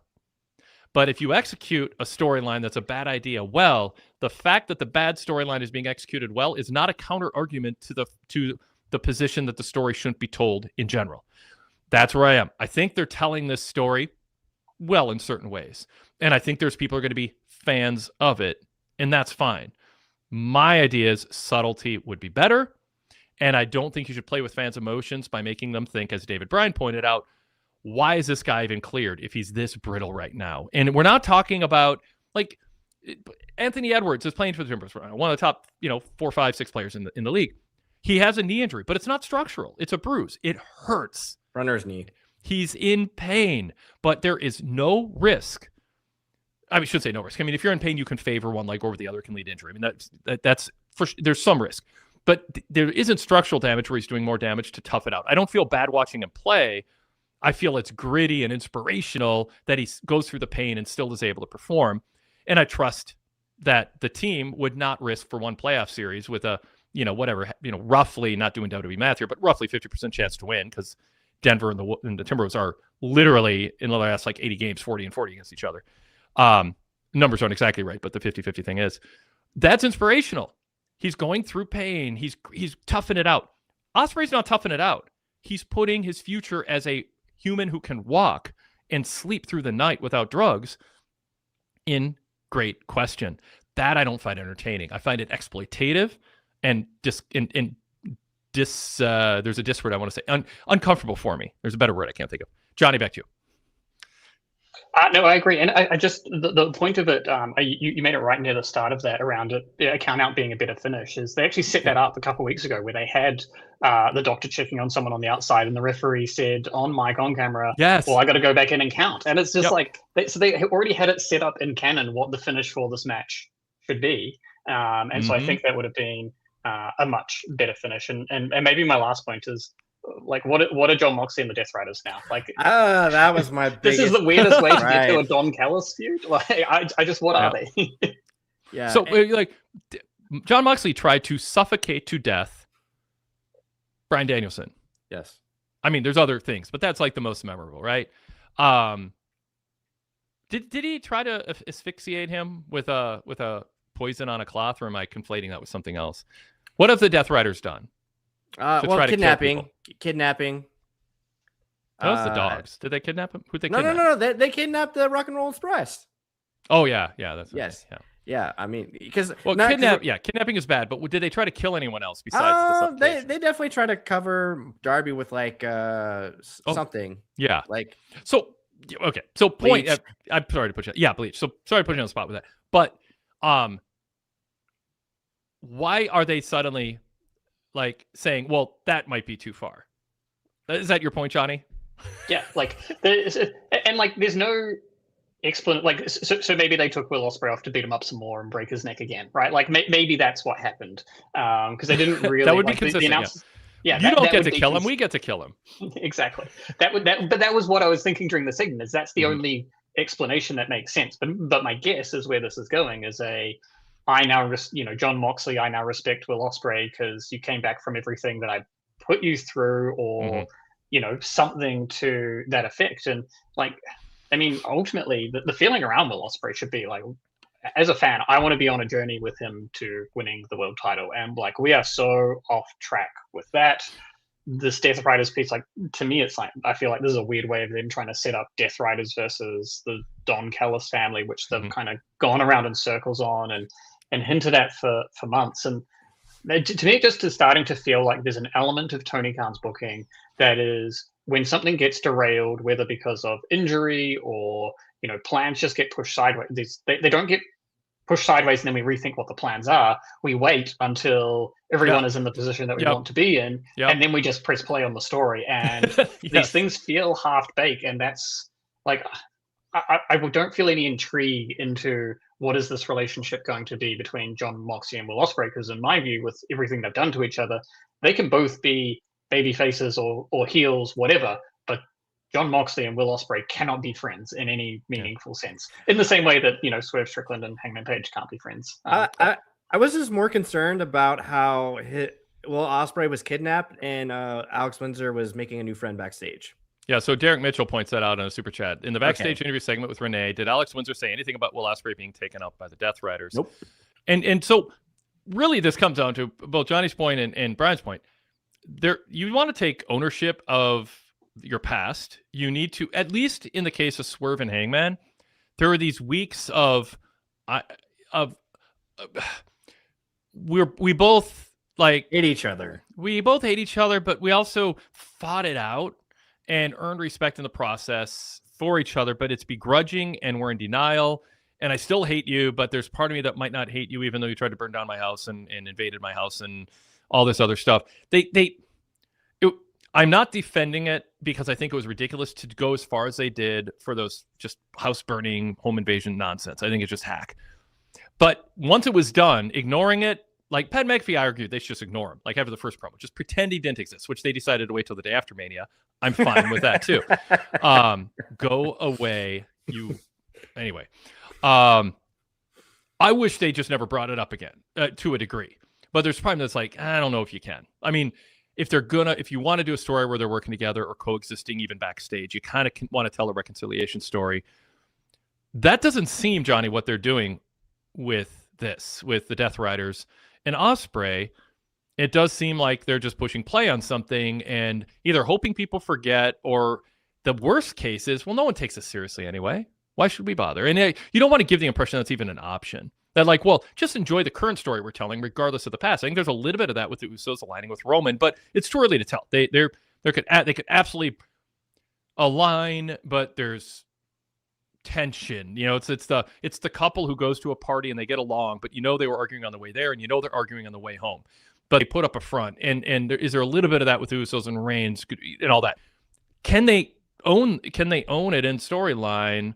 And so that's one thing. And the second thing is, if you carry someone to the back against their will, and it's the Death Riders who have tried to kill people, maybe we talk more about it. Like, maybe that should be like the main theme of the show. Where is Will Ospreay, and why did his wife not bring up where he was? I mean, if you want to do an angle where someone's carried to the back, a top star by the heel group who's tried to kill people, I don't think we just move on to the next match and not go, wait, there's a cloud hanging over everything right now, and we need to address it. Johnny, you're nodding?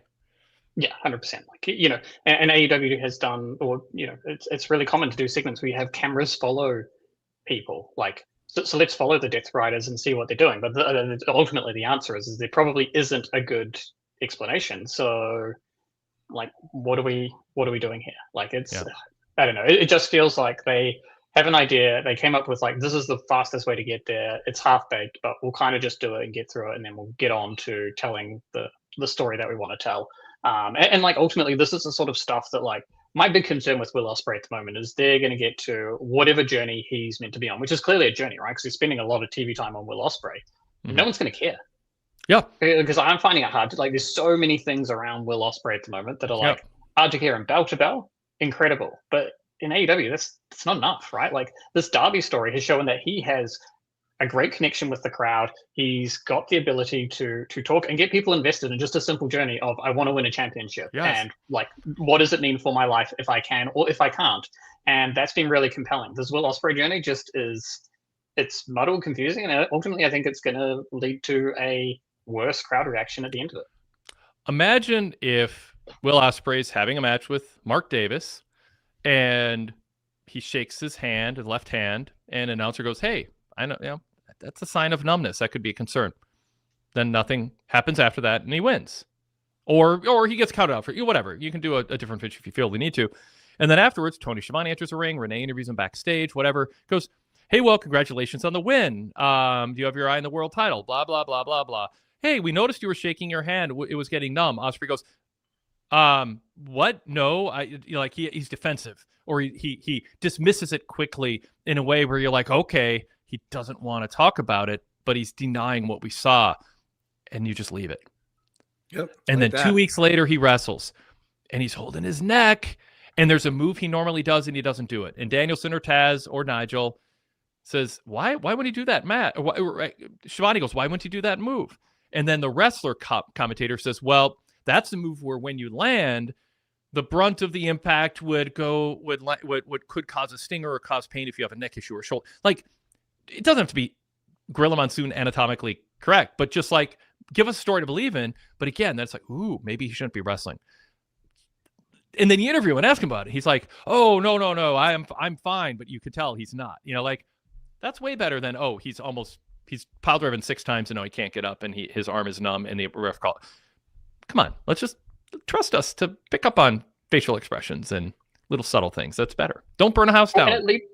And it leads to the better form of social media engagement, right? Where people talk about things that they're excited about because it's like, 3 weeks ago, I noticed this. Did you notice? Like, and that gets people talking about, what's the direction that this is going in a really positive way. And AEW's done like stuff like this in the past. Like, I remember the Taz segments. I think they did them during the pandemic, where he was doing move breakdowns on, you know, what was caused. And like, they just don't maximize the sort of surrounding infrastructure that they have in order to tell these stories. And so I think more subtlety would go a long way, kind of across the board in AEW. I think it would just, you know, it would make things more compelling, more interesting, and it gives you places to go, right? Because one of and they've done a really good job of this in the last few weeks, but it's like, you know, they have so many stipulation matches that they just have to put in because everything is so extreme. Like, even Ciampa bleeding tonight, like that felt to me like it was unnecessary, right? He's in theory the heel in the match. And so it's like, why is a heel bleeding through a championship match? Like, just it added nothing, right? But it's like we've always got to go somewhere just a little bit too far in AEW. And you're looking at the crowd, and the crowd's like not gasping. They're just like, whatever, business as usual. It's like Copeland announced, we want you in a street fight. And the crowd should be like, ooh, but they're not. They're like, oh. So that means you're not going to take bumps. You're just going to walk and brawl. Okay, we know the gig. Yeah, too many. Just good. By the way, I don't want to. David Bryan, thank you. The diss word I was looking for was disconcerting. Absolutely. It's good to have a chat to fill in the second half of words when I can only think of the first half. So thank you. David Bryan also says this is crossed over from heavy-handed to feeling like, I already read that. Okay, let me take let's start off it. There's another comment here though that was worthwhile on this topic. Let me scroll down. Oh yeah. Oh, people are talking about the other Death Rider that they did to kill people. So David Bryan, here's what I wanted to read. The bang on Danielson in a vacuum could have been a good angle if they had spent months discussing it and there had been repercussions from the company. That's the thing. They want to do something huge. And then as my contention is, why does Moxley get to just show up and get his paycheck and go through the metal detector to get backstage after he tried to kill one of your wrestlers? You're conveying we want the sensationalism of the moment, but we don't want to own the absolute logical consequences that should come along with it. And then you just get numb to it, kind of like Johnny says about the bleeding. Just like what or stipulations. It's that, the worst booker in history is the one who goes, oh, we need to add a little something extra. That's why I did it. It's like, well, no, that's a crutch for a booker who didn't tell a compelling, well thought out story. So you start abusing match stipulations that were protected and used sparingly in the past. It's kind of related to my argument about should anybody get should you just do a open challenge of world title matches? I think you want to have some more structure to things. Also, broader problem for a Double or Nothing, Wade, for the Cope cage. You probably don't want to do Street Fight and Anarchy in the arena at Double or Nothing. That's probably. I mean, yes. I was there Double or Nothing last year. They did the stretcher match and Double or Nothing, and it was still a great show. But still. If you open with one and close with the other, I mean, people don't have, even with long-term memory. If you have long-term memory issues or short-term memory issues, you're off the hook. You're going to forget what happened 4 hours earlier by the time they get to it. Derek Mitchell says Mox tried to submerge Darby's head in a fish tank. That was a good one. Brian Danielson. And then Zach Barber says, I did the cloth thing with Orange Cassidy. There it is. So chat rescuing our memory here. Okay, so Rosa says, as far as the Death Riders carrying Ospreay away, we don't have an explanation yet, and that's okay. Zach Barber says it's called a cliffhanger, gentlemen. I do wish we had some follow-up, but I like the idea of the cliffhanger. So Johnny's shaking his head. I'll find out why in a minute. But Zach, my issue wasn't I'm against cliffhangers. My issue is if it's a cliffhanger and someone's abducted and it's a dangerous group that abducted a guy who was injured and the match would just stop because he's medically not cleared to continue the match, and instead of getting a stretcher or medical help, he has been carried out of the building, the cliffhanger should be talked about. How is he? Where is he? Have we called the police? Do we know where they are? Did they leave the building? Has someone found them? That the cliffhanger, if you want it to be a cliffhanger, own it and talk about it. But now somebody gets abducted and nobody's talking about it. Johnny? Yeah, it's exactly not a cliffhanger for those reasons, right? And like the analogy I was thinking of is like King Kong, where you've got this destructive force that's going through a city and then it captures a woman and the focus is on where is she? Like, is she okay? Is she safe? Why hasn't, this beast killed this person when it's kind of been destroying everything else around it? And that's where the cliffhanger sense of jeopardy sort of sits. But in this situation, like, why isn't the locker room pouring out to save Will Ospreay from the Death Riders? Like, there's so many plot holes in the supposed cliffhanger that you're kind of thinking about, well, this just seems dumb and doesn't really make sense, rather than I'm interested to see the resolution. Like, it's like, again, It's kind of like from my perspective, I want to see the next step, and let's just pretend that like this carrying off thing never happened, and like let's just move on to the next story. And like I think that's unfortunately it's going to be a solution to a lot of the way a lot of stories and wrestling are told at the moment. It's like, maybe let's just forget about what happened last week and move on. I want to be invested in the show week to week as a fan, and this is the sort of stuff that makes me less invested. Safik in the chat says they could have closed the Windsor Logic app by just putting an earlier today graphic on the screen before and during our promo. Yep. They should do that. Easy. Do that more often. But yeah, Johnny, I mean, it's just everything you said underlined. Yeah. Brian, you wanted to jump in. No, I mean, I was thinking, we're talking cliffhangers. A cliffhanger would have been maybe the Death Riders to kind of keep Mark Davis and the Don Callis family at bay, and then maybe Moxley and Ospreay kind of have just a nod and a look, and they're on their way. They leave. No one gets kidnapped, and it's like, oh, what's going to happen with there? And Brian, that's fine, and we can talk about options. My issue is not resolve it or give us clues to what happened. Just address it like it's a big deal, even if we have no new information. So what you're saying is, hey, what could they have done? And yeah, we can play out different scenarios that might have made sense. I don't know in their head what they want to do with this. What I do know is it's a big deal to get abducted.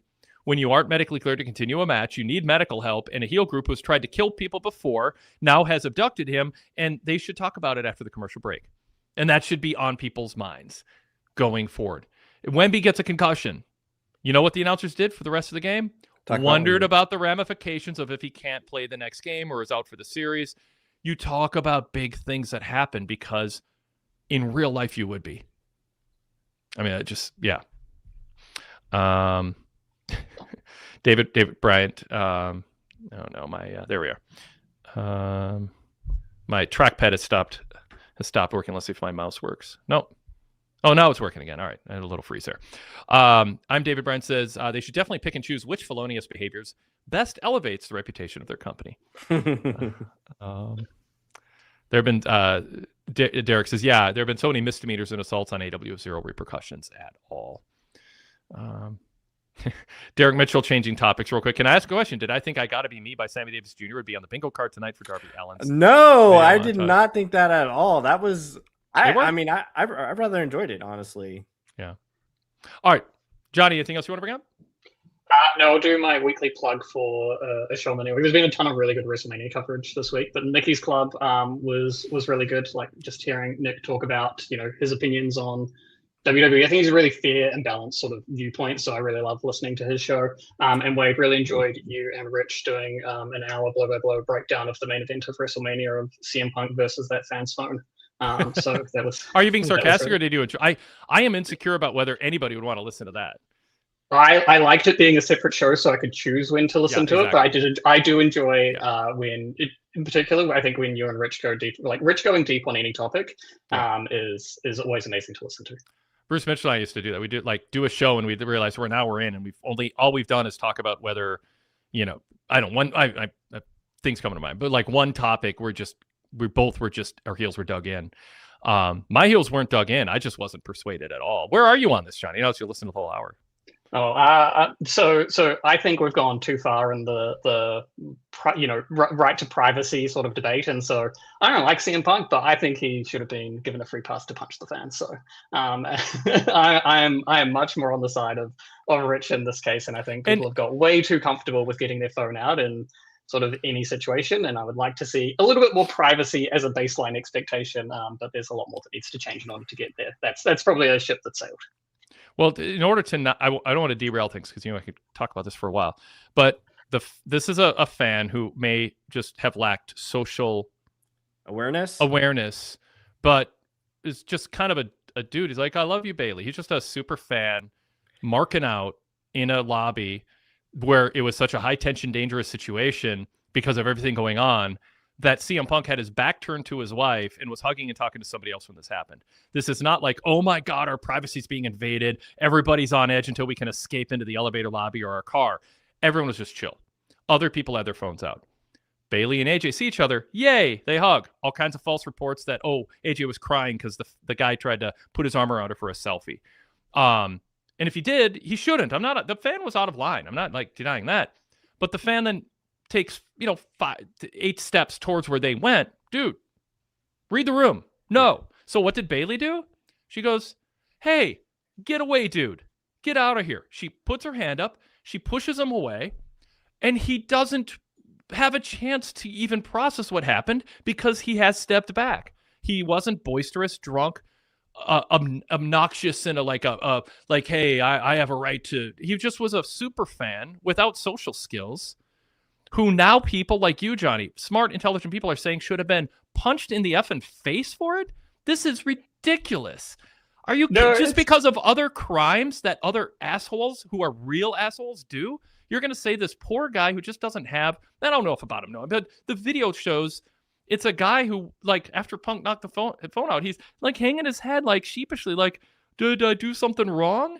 That's not, you don't get to assault somebody or knock the phone out of their hand, or as you suggested, Johnny, punch him because other people are actually dangerous and actually obnoxious. This guy just didn't have the social awareness to know what was right, and Bailey handled it well.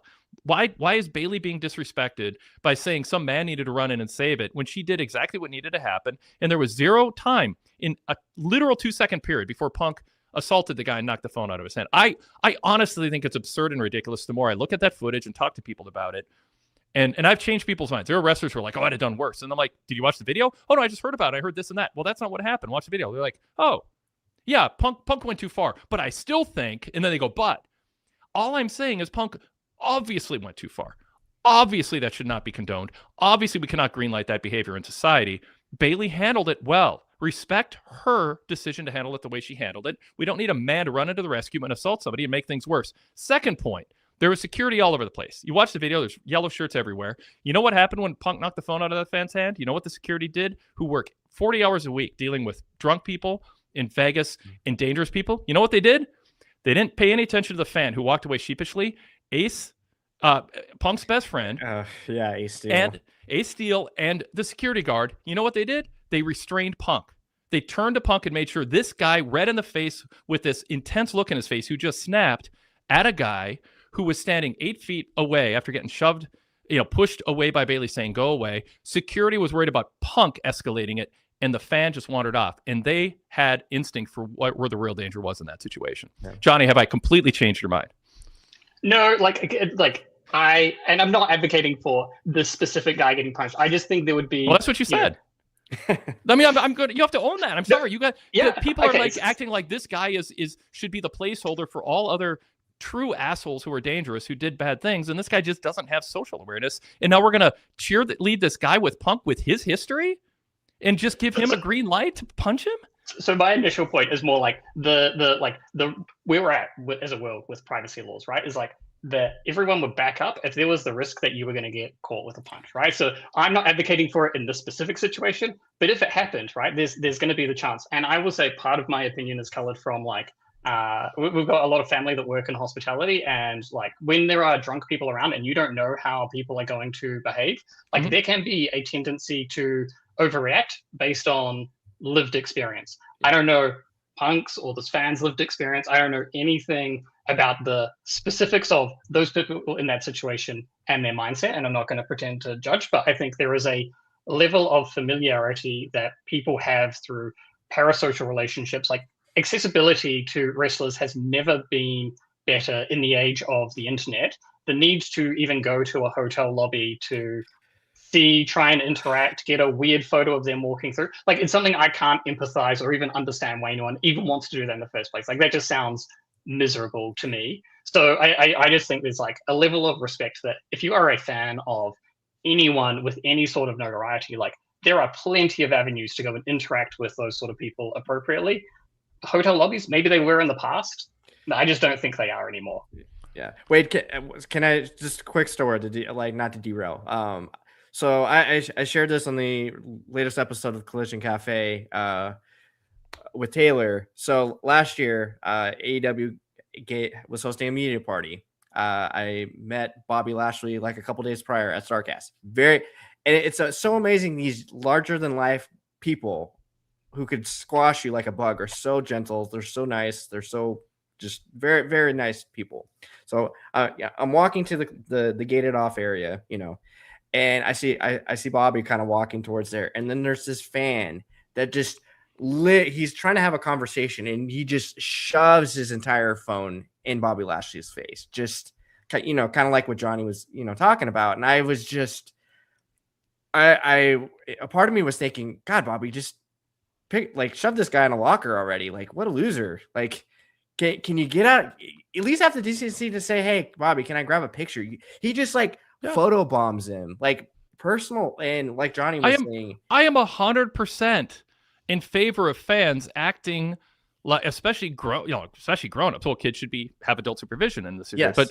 But a grown up should not worship a celebrity so much that they lose their ability to understand that this person, especially AJ and Bailey in this instance, just want to have a moment to hug. Yes. What's revealing is that this guy who should not be punched for this, let's have a scale to, and he shouldn't have a phone knocked out of his hand either. I mean, it's just so obviously not acceptable for Punk to do that in this situation. I disagree with any pushback on it, stronger today than even yesterday with Rich. This guy didn't have the social wherewithal to understand they stepped 12 feet away because they just wanted to have some privacy. Now, he didn't shove the camera in their face. Bayley had to extend her arm fully out.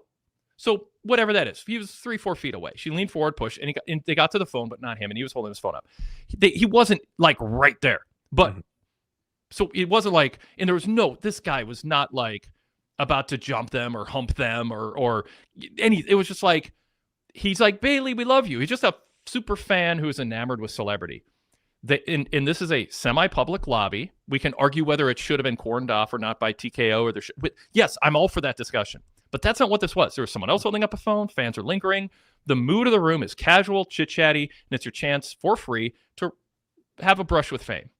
And I've done that as it was a kid, but I went to the Marriott Hotel all the time. And I talked about Johnny, and wanted to get autographs and photos with wrestlers when I was a little kid. And it's a cool thing. I'd like to see more parents with kids than grown-ups doing it, especially grown-ups going, talking to women.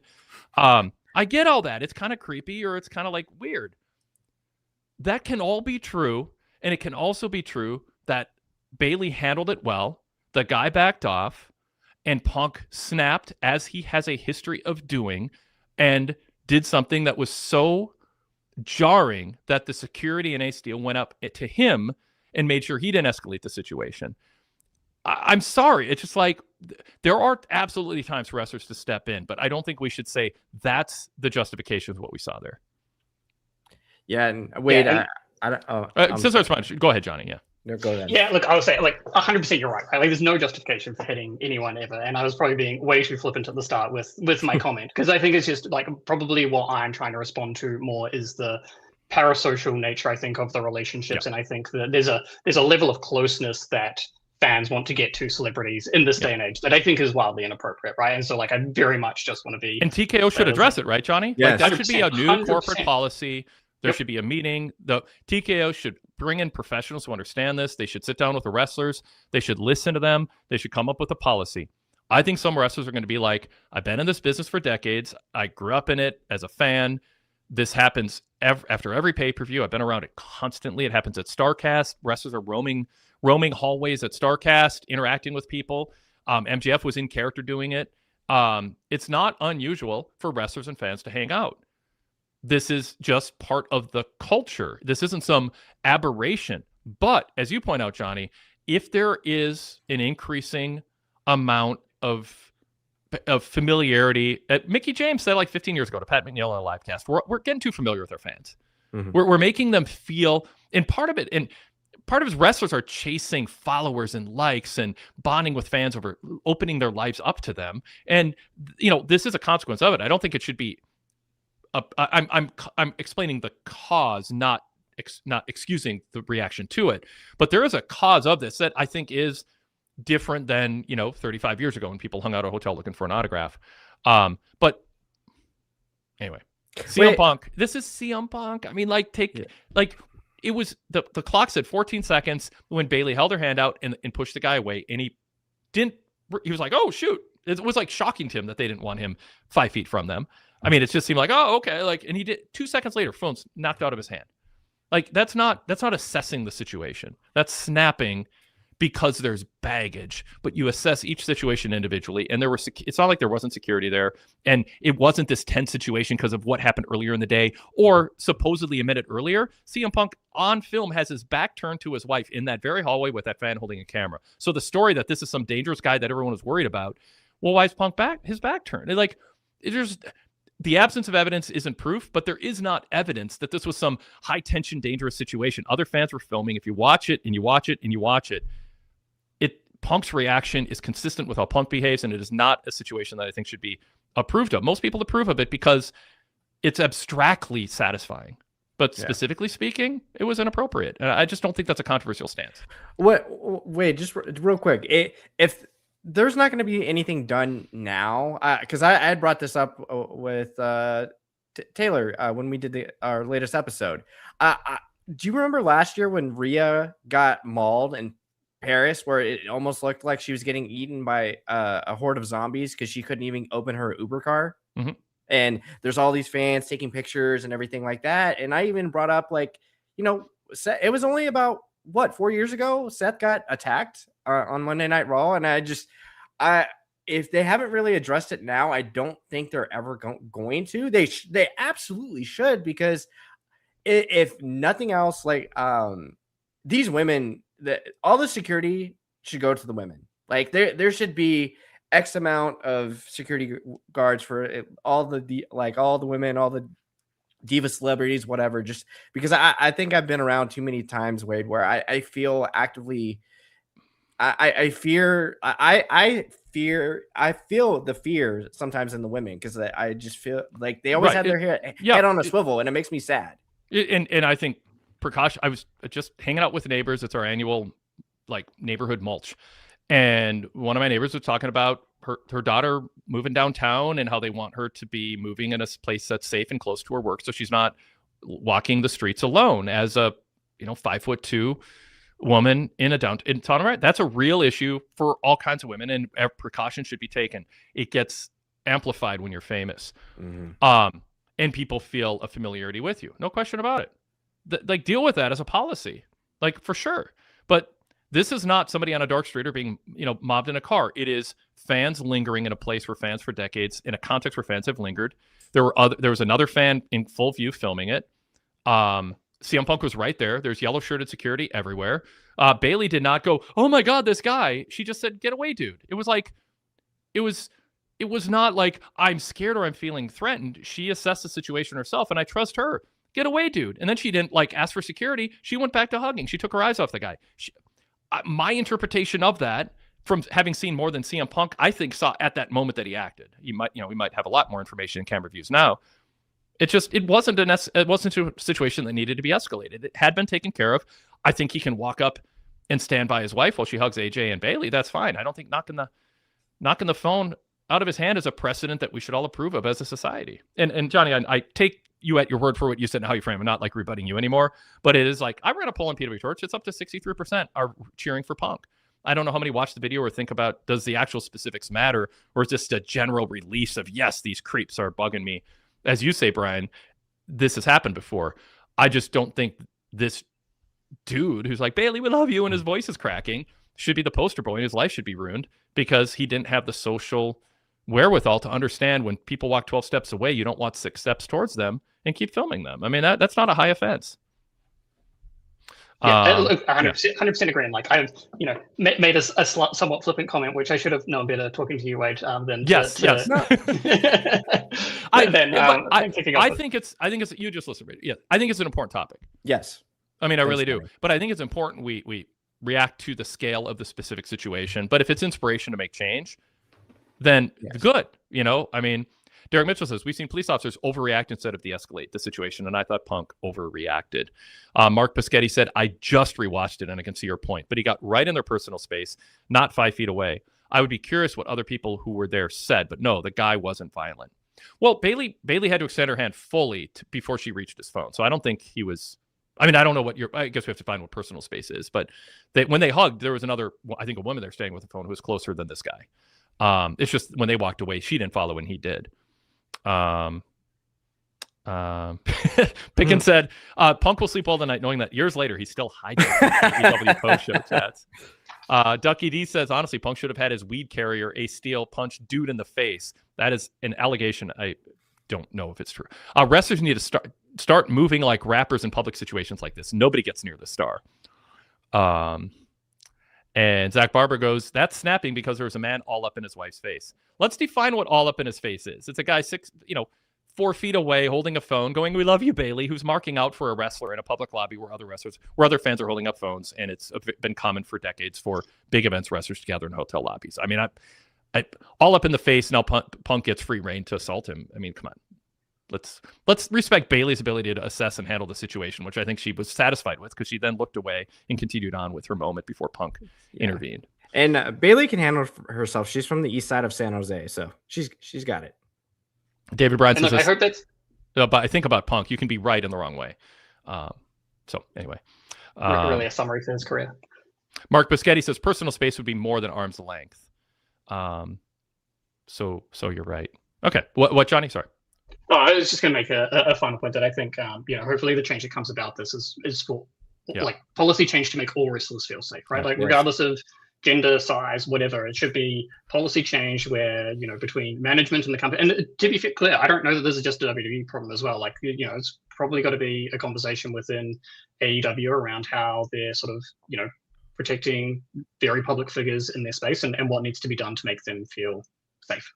Because that's, you've got people who are in high pressure situations that are highly trained athletes, on the biggest weekend. And like, ultimately it was just, this is a huge failing of TKO management in terms of sort of letting it get to this sort of situation. So, Derek Mitchell says maybe try to be kind first instead of choosing violence first.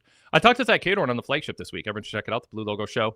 Search Wade Keller, subscribe. And he was at WrestleMania and he was in the hotel lobby. And he's like, they're just, and in Vegas is it's an escalated situation because it's big lobbies, it's a casino, it's all that, but they also have a lot of security. And it's just Zach was like, there should have been more, maybe WWE assigned security to really, especially like you say, Brian, keep an eye. Kind of like Secret Service looks for like suspicious people, like kind of keep an eye on things. And when there's famous WWE wrestlers but I don't think a public hotel lobby is a place where we're likely to see that. I think it's more, an Uber outside, like a high security Vegas, cameras everywhere, security everywhere environment had everybody's guard down, I think for good reason, including CM Punk in the video with his back turned to this right before it happened. Like it's casual. It was chit chatty. It was low key. This was not, I think people have turned this into something that if you watch the video, it wasn't. I mean, it just is a guy who got overeager and didn't have social skills to understand to keep his distance. And Punk can, any other husband can walk up and go, dude, I think we've seen enough of you. Do you mind just kind of taking maybe 20 steps back and leave us alone? I mean, that's what was called for there. Yeah. All right, Johnny, not to say anything else, don't you? You're leaning back. You're done. Thank you. Thanks, Johnny. Thanks. I'm trying to read the room better than that guy did. All right, thanks, Johnny. Always good hearing from you. All right, so remember Dynamite, says Nikki B. That's right. It's a Dynamite post show, so we'll go back to that. We've got we'll round out here with JB's email. Okay, great. Yeah. So he goes, I love that they opened the show with a montage of the Darby title victory from last week, signaling its importance and significance and the thrill of victory. Absolutely. That was going through my head, Brian, at the start of the show. They are emphasizing, I talk about, people regularly listen to me. No, I talk about approaching a wrestling show like a newspaper editor approached the daily paper. Mm-hmm. They decide what's the headline, what's above the fold. It's the old phrase because I have to explain this now. People got their news not from their phone, but from newspapers, and there were newsstands where there's a window and you can see the headline. And that headline is supposed to make you want to drop a dime, a nickel, a quarter, whatever the price is for the newspaper to open the door and grab a paper. And back then, people were nice enough. You could grab all the papers, but nobody did. They just grabbed one because we were a nice society. And nobody wanted to carry around 6 newspapers or have someone shame them if they took more than one. But it's above the fold. What is above the fold every week for Dynamite? That would be my conversation starter when you're booking the show. Oh, the above the fold big font headline is Darby Allin is our champion. Okay, lead with that. Yes. Lead with it. And they did. And that I think that should be the approach. And when there's a big event that happened at the end of last week's show, you lead with it and talk about it. They did a great job, Brian, making that feel like that was a big deal. We had the vignette, we had the promo, we had the ex-champ talking about it. And when you said it was like at the top of the show, you said it was kind of a weird show. I thought the things that were good about it were the really important things, and those were done well. Sure. Absolutely. I think when I might have for me, when I say weird, seeing Lio Rush out there, he was just, that to me, that was like really weird. Something AEW hasn't really leaned into in quite a while. And I just felt like there could have been better use of that time. But structurally, the name of the game of this episode was Darby Allin, and they did what they were supposed to do for that. It was good. Yep. All right. Number 2, I liked MJF being in the first segment and being legitimately pissed off about losing his title in an upset last week. We don't see the agony of defeat enough in wrestling. Yep. I like that. Yep. MJF taking away the night TNT title match from the fan side is exactly what a good heel should be doing. Yep. I could tell with Excalibur, he was like, we're going to get this match tonight. I'm like, there's something, I can't pinpoint it. There's something that tells me he knows we're not getting it. It's like, the match is over. It's a title change. It's a recount. You know, there's going to be a kick out. I knew there's going to be a kick out by MJF there. The new Blackheart gimmick of Lio Rush is interesting, to say the least. I'm not really sure that it's built for anything beyond a novelty mid-card act, and that's fine for Lio. It gives me Abaddon vibes for a men's singles wrestler. Lio went way too long with Brody tonight, though. Yes. Yep. I feel as though Ciampa cut a babyface promo during his backstage interview with Renee when he's been portrayed as a heel the last several weeks, and he's facing Alterface Darby in the main event for the world title tonight.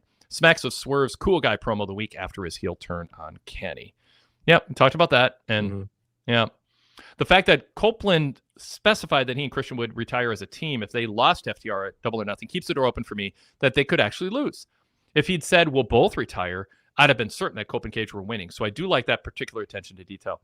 You want the stakes to be a believable possibility. A hair match, not a beheading. You know, like you want to keep things in, although in AEW, who knows? Yeah. Actually, Don Callis said Ospreay should have done everyone a favor and beheaded himself. So I did hear that from Don Callis. Does that cheapen the winning the tag team titles via brawl rather than a traditional tag team match? I mean, I'm against it, but I don't know if it's on that basis. I mean, philosophically, yeah. I mean, to a degree, I think being the best tag team should be your best at holding the tag ropes and tagging in and out. But that's a whole Young Bucks issue too that we have to get into then. Yeah, I just after I left the feeling last week, Wade, after watching Collision, actually, I was thinking they need to probably, if they're going to do some bombastic thing at All In with all these tag teams, I just presumed if they were going to do some crazy TLC things, you put the Rascals, you do the Bucks, you do FTR, you have all of them do the heavy lifting, kind of like how WWE did a really good job of protecting Rey Mysterio in the ladder match through WrestleMania weekend. Let all the crazy young guys do all the crazy spots, and you just let them Cope and Cage do, you know, safe stuff on the ground, because we saw what happened last time Cope climbed up top. He broke his leg, so they need to stay on the ground as much as possible. Yep. Yeah, you bring up other reasons other than just, you know, the right way to tell that kind of story. All right, are Sheeta and Stat going to form a heel tag team? They have to settle on something with Stat and do it quick before she's burned any credibility she has left. Also curious if Sheeta and Mina ever had previously wrestled in Japan. Seems as though they had decent chemistry in ring.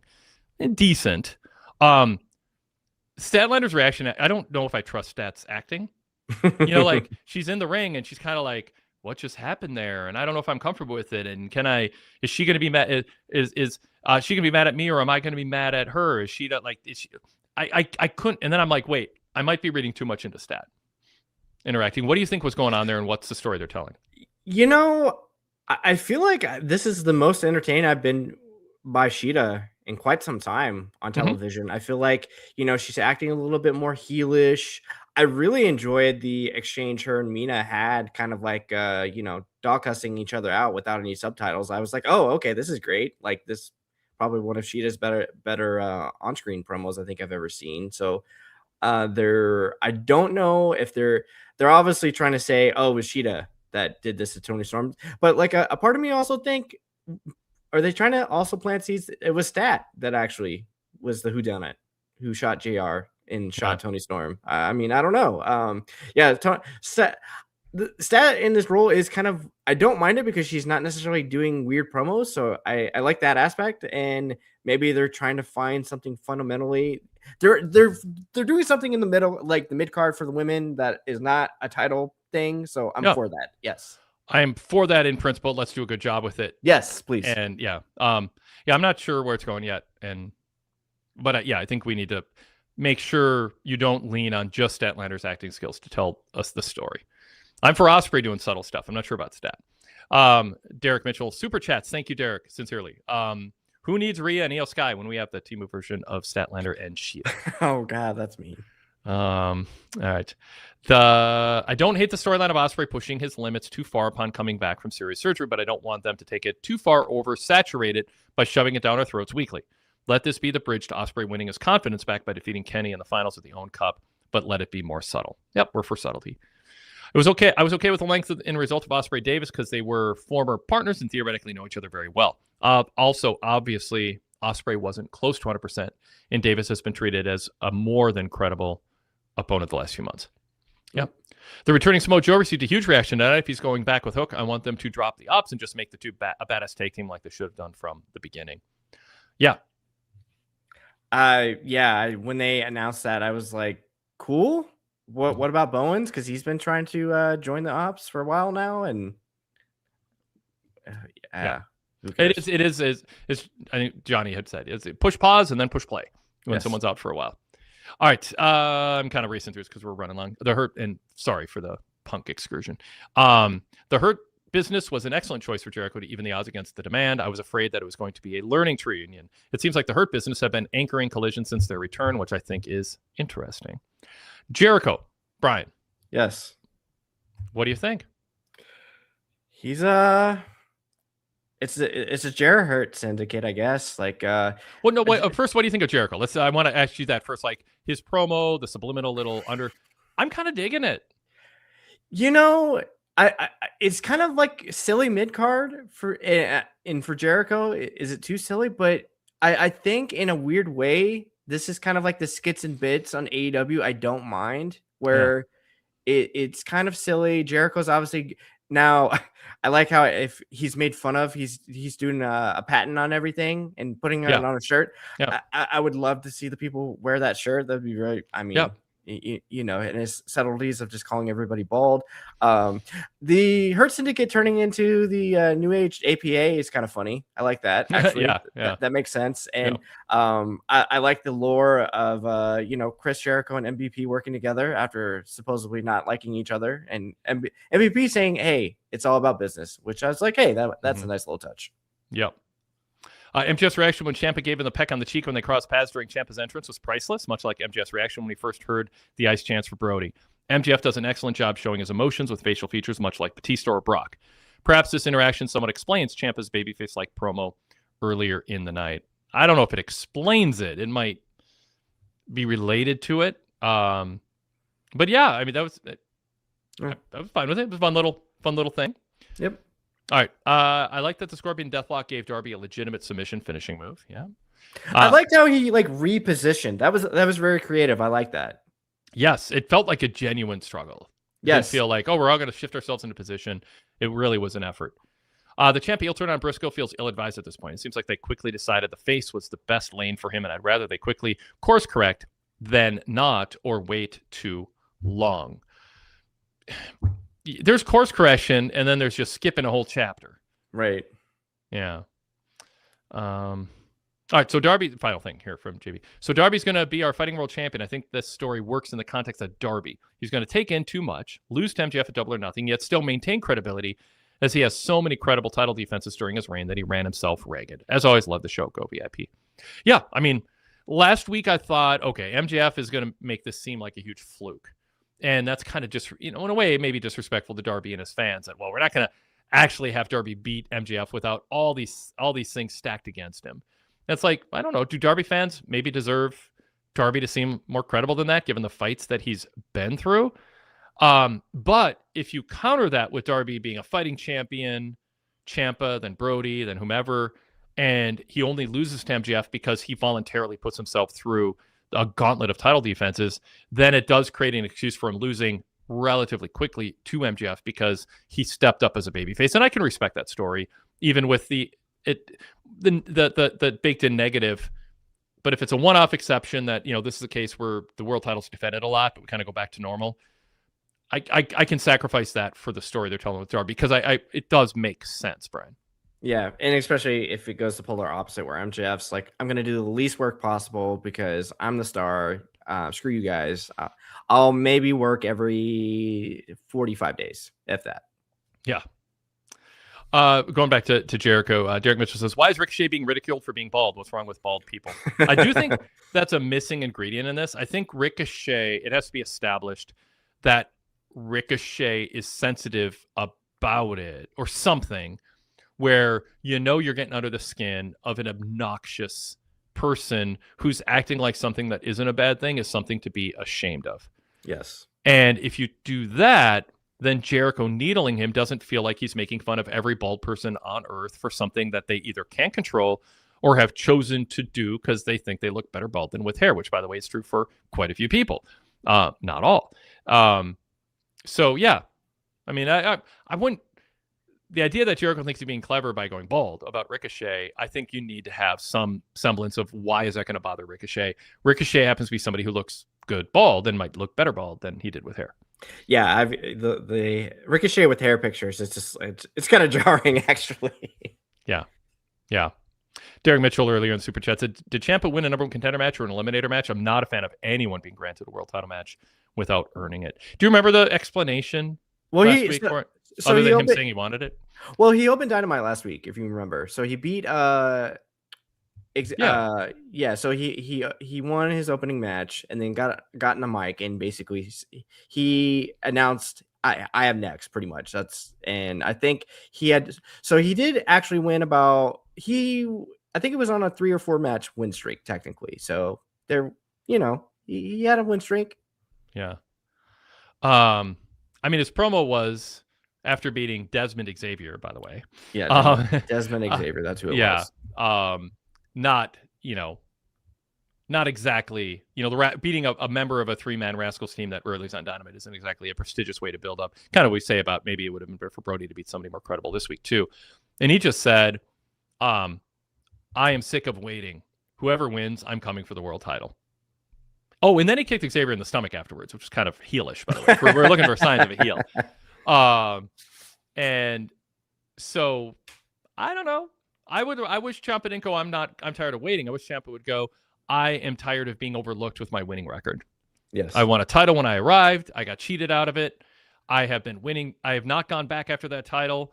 What I think he has. But like I put that in the back because I'm looking at bigger things than that, and I'm on a winning streak, and I destroyed Wentz. I am demanding a title match, and I hope whatever happens tonight, I get one. I don't know. I mean, there's a way to make it seem like it's based on wins and losses, but the announcer should go. Like the stuff people bring up in the chat or that I bring up or you bring up, just the announcers can talk about it. Have Shivani go, I love Tommaso Ciampa. I respect I don't respect every decision he makes in his attitude sometimes, but he is a credible wrestler and a good challenger. But why did he get a title shot? And then Excalibur can go, well, I actually asked Tony Khan that, and here's what he said. And there should be a good answer for that. That should be an exchange that occurs so that fans who are wondering, why is this guy getting a shot? It seems like the answer isn't, well, just because. Yeah. And then I am trying to remember any other. He did beat Juice Robinson and Ace Austin on Collision.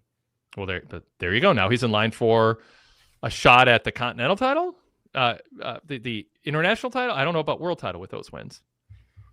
Yeah, I mean, he called next though, Wade. That's the thing. Yeah, if that's a thing, boy, gonna be a lot of next calling. Derek Mitchell in another super chat. Thank you, Derek. Says Brody King said he talked to Tony Khan and will challenge Darby next week for the world title. Why wouldn't anyone do the same thing? Because he's friends with Darby and on a 7-match winning streak. That's the thing. I mean, there shouldn't be a policy that the first person to raise their hand gets a world title shot. Yeah. I mean, yeah. Lady B chimed in. Perhaps it's just me, but I'm still on Will Ospreay being randomly kidnapped. Yes, exactly. You want it to matter, but it doesn't matter enough to talk about it after it happens. Yeah. So that's crazy. Brian, anything else you want to bring up before we sign off here? No, I think I just remembered. I don't think we really formally introduced the show. I know. I blame me. I derailed. I threw you off. I was so that was my fault. Yes. I looked at the clock a couple times and then I was like, well, we could do, I mean, sometimes we do 30 minutes of the show. That's like, it's usually 20 now instead of 10 like we originally did. I'm like, people know who we are. And you know what? Here's the deal. Anyone who complains about our 10 or 15 minute sidebar in CM Punk, I don't know how long it was. I didn't do 10 minutes of introductions and plugs and saying who I am and how to contact the show and all of that stuff. If you miss it, you can listen to yesterday's show or tomorrow's show because it's there too. But yeah. David Bryant goes, I don't really have a comment. I just wanted to support good editorialism. Thank you, David. Thanks, David. Yes. Now we get into where people say good show and thanks. Good show, gents, says Jake C. Yeah, so Brian, I don't want to take away your chance since you brought it up. tell people here at the end of the show how they can hear more from you and what your contributions to the Torch are. Yes. For those who love my banter, I'm. What if we don't love well, it? well, Should we still listen? Well, you can. I think in the articles you can still comment, right? Is that still a thing? Do we have that? What is that? The can people still comment on articles now? Or is that still? Oh, I don't pay attention, sadly. But Oh, yeah, okay. maybe. I don't know. I Yeah. mean, I never. I was told long ago. I think I don't know if it was by Sean or somebody else. Is don't ever look at the comments. I was like, okay, I won't. Oh so, yeah. yeah. Well, So yeah. go, Don't go outside and do art. Read a book. Yes. Don't get pulled into comments. Yeah. Weekly hits and misses for AEW Collision. If you're into that, obviously Josh White does a great job for his TV reports and everything that he like. I freeform a little bit more on the show and try to like look at things, a little bit more analytically on the show, like what's working, what's not, what's carrying over from Dynamite, like how's it working to the pay-per-view build, and obviously weekly. My co-host Taylor Halley and myself, Collision Cafe. Taylor and I just started kind of doing the show together, coming together. It's really fun. Went about an hour or so last night on our show, kind of reviewing WrestleMania, talking a little bit like we did, with the Punk stuff. Taylor actually has an amazing story. Retention. If you want to hear Taylor's amazing story about his interaction with Randy Orton as a lad, listen to Collision Cafe and you'll find out. There we go. How that was and what he thought about his impression meeting Randy Orton. Was it good or bad? Good. It was very funny. Very funny. Okay, good. Yes. So Collision Cafe, VIP exclusive almost all the time. Occasionally we put it up as a free sample on Patreon or through Apple. VIP membership, full details, pwtorch.com/govip. Credit card, debit card, PayPal, Patreon, Spotify, your Apple account. All ways that you can sign up. Spotify links up with Patreon. So if you go through Patreon, it syncs up with Spotify. If you're on that ecosystem, you can sign up using your Apple account. All the details on how to sign up and all the perks and all the different tiers at pwtorch.com/govip. Check out my written report on Dynamite and all the great articles from our whole team every day at pwtorch.com. Search PWTorch in your podcast app to subscribe to the PWTorch Daily Cast lineup for free. New shows with different hosts each day of the week. If you go VIP, all those shows are on the VIP feed or the customizable feed if you're a full VIP member, top tier VIP member, and it's those shows with the commercial break skipped. So that's one of the perks of VIP. And of course, also subscribe to the Red Logo Show, this one, the post shows, and our regular flagship podcast, the Blue Logo Show. Search Wade Keller on Spotify, Apple Podcasts, or whatever app, wherever you listen to our shows. And as always, like or comment or subscribe to our channel. Thank you, Brian. Fun conversation. It was off to a rocky start. That was my fault. I was so excited, Wade. It's playoffs. I'm just so excited. Yeah. Blew my spot. Let's not. No apologies gonna make me feel much. It's gonna make me start thinking about it again. So, sorry. Yeah. My mom is watching it live, and she's like texting me non-spoiler things, like, "Oh my god, it's super intense. Oh my god, don't say anything, Brian. I don't care. I'm not even gonna look at you. I'm muting. I'm not gonna look at you. Say nothing. No. I didn't even know. So I literally muted Brian. I do not trust him. My mom knows. She's texting me during the show. And she's like, "Oh God, do you want to hear about an injury? Oh wait, he's back. Don't worry." So I'm gonna stay up late and watch this game. Brian's laughing because I literally muted him. He's all right, Brian. I'm unmuting you, but I'm muting you again. Okay. Thank you. No, I didn't realize. I didn't realize the Wild and Timberwolves didn't play. I'm done. I'm muting him. I don't know what he's gonna say, but I'm gonna read into it, and it's gonna make me angry. Thanks to Brian. Thanks to our people in the chat. Extra special thanks for the super chat. Go VIP, everybody, through Patreon. You can get a 7-day free trial, by the way. Go to patreon.com/pwtorchvip. That unlocks our VIP podcasts. For details on full VIP membership, unlocking nearly 40 years of archives, customizable podcast feeds compatible without a password or advanced settings with the Apple Podcast native app, which means CarPlay also, or your iPhone, go to pwtorch.com/govip. Thanks again, everybody, and we will talk to you next time.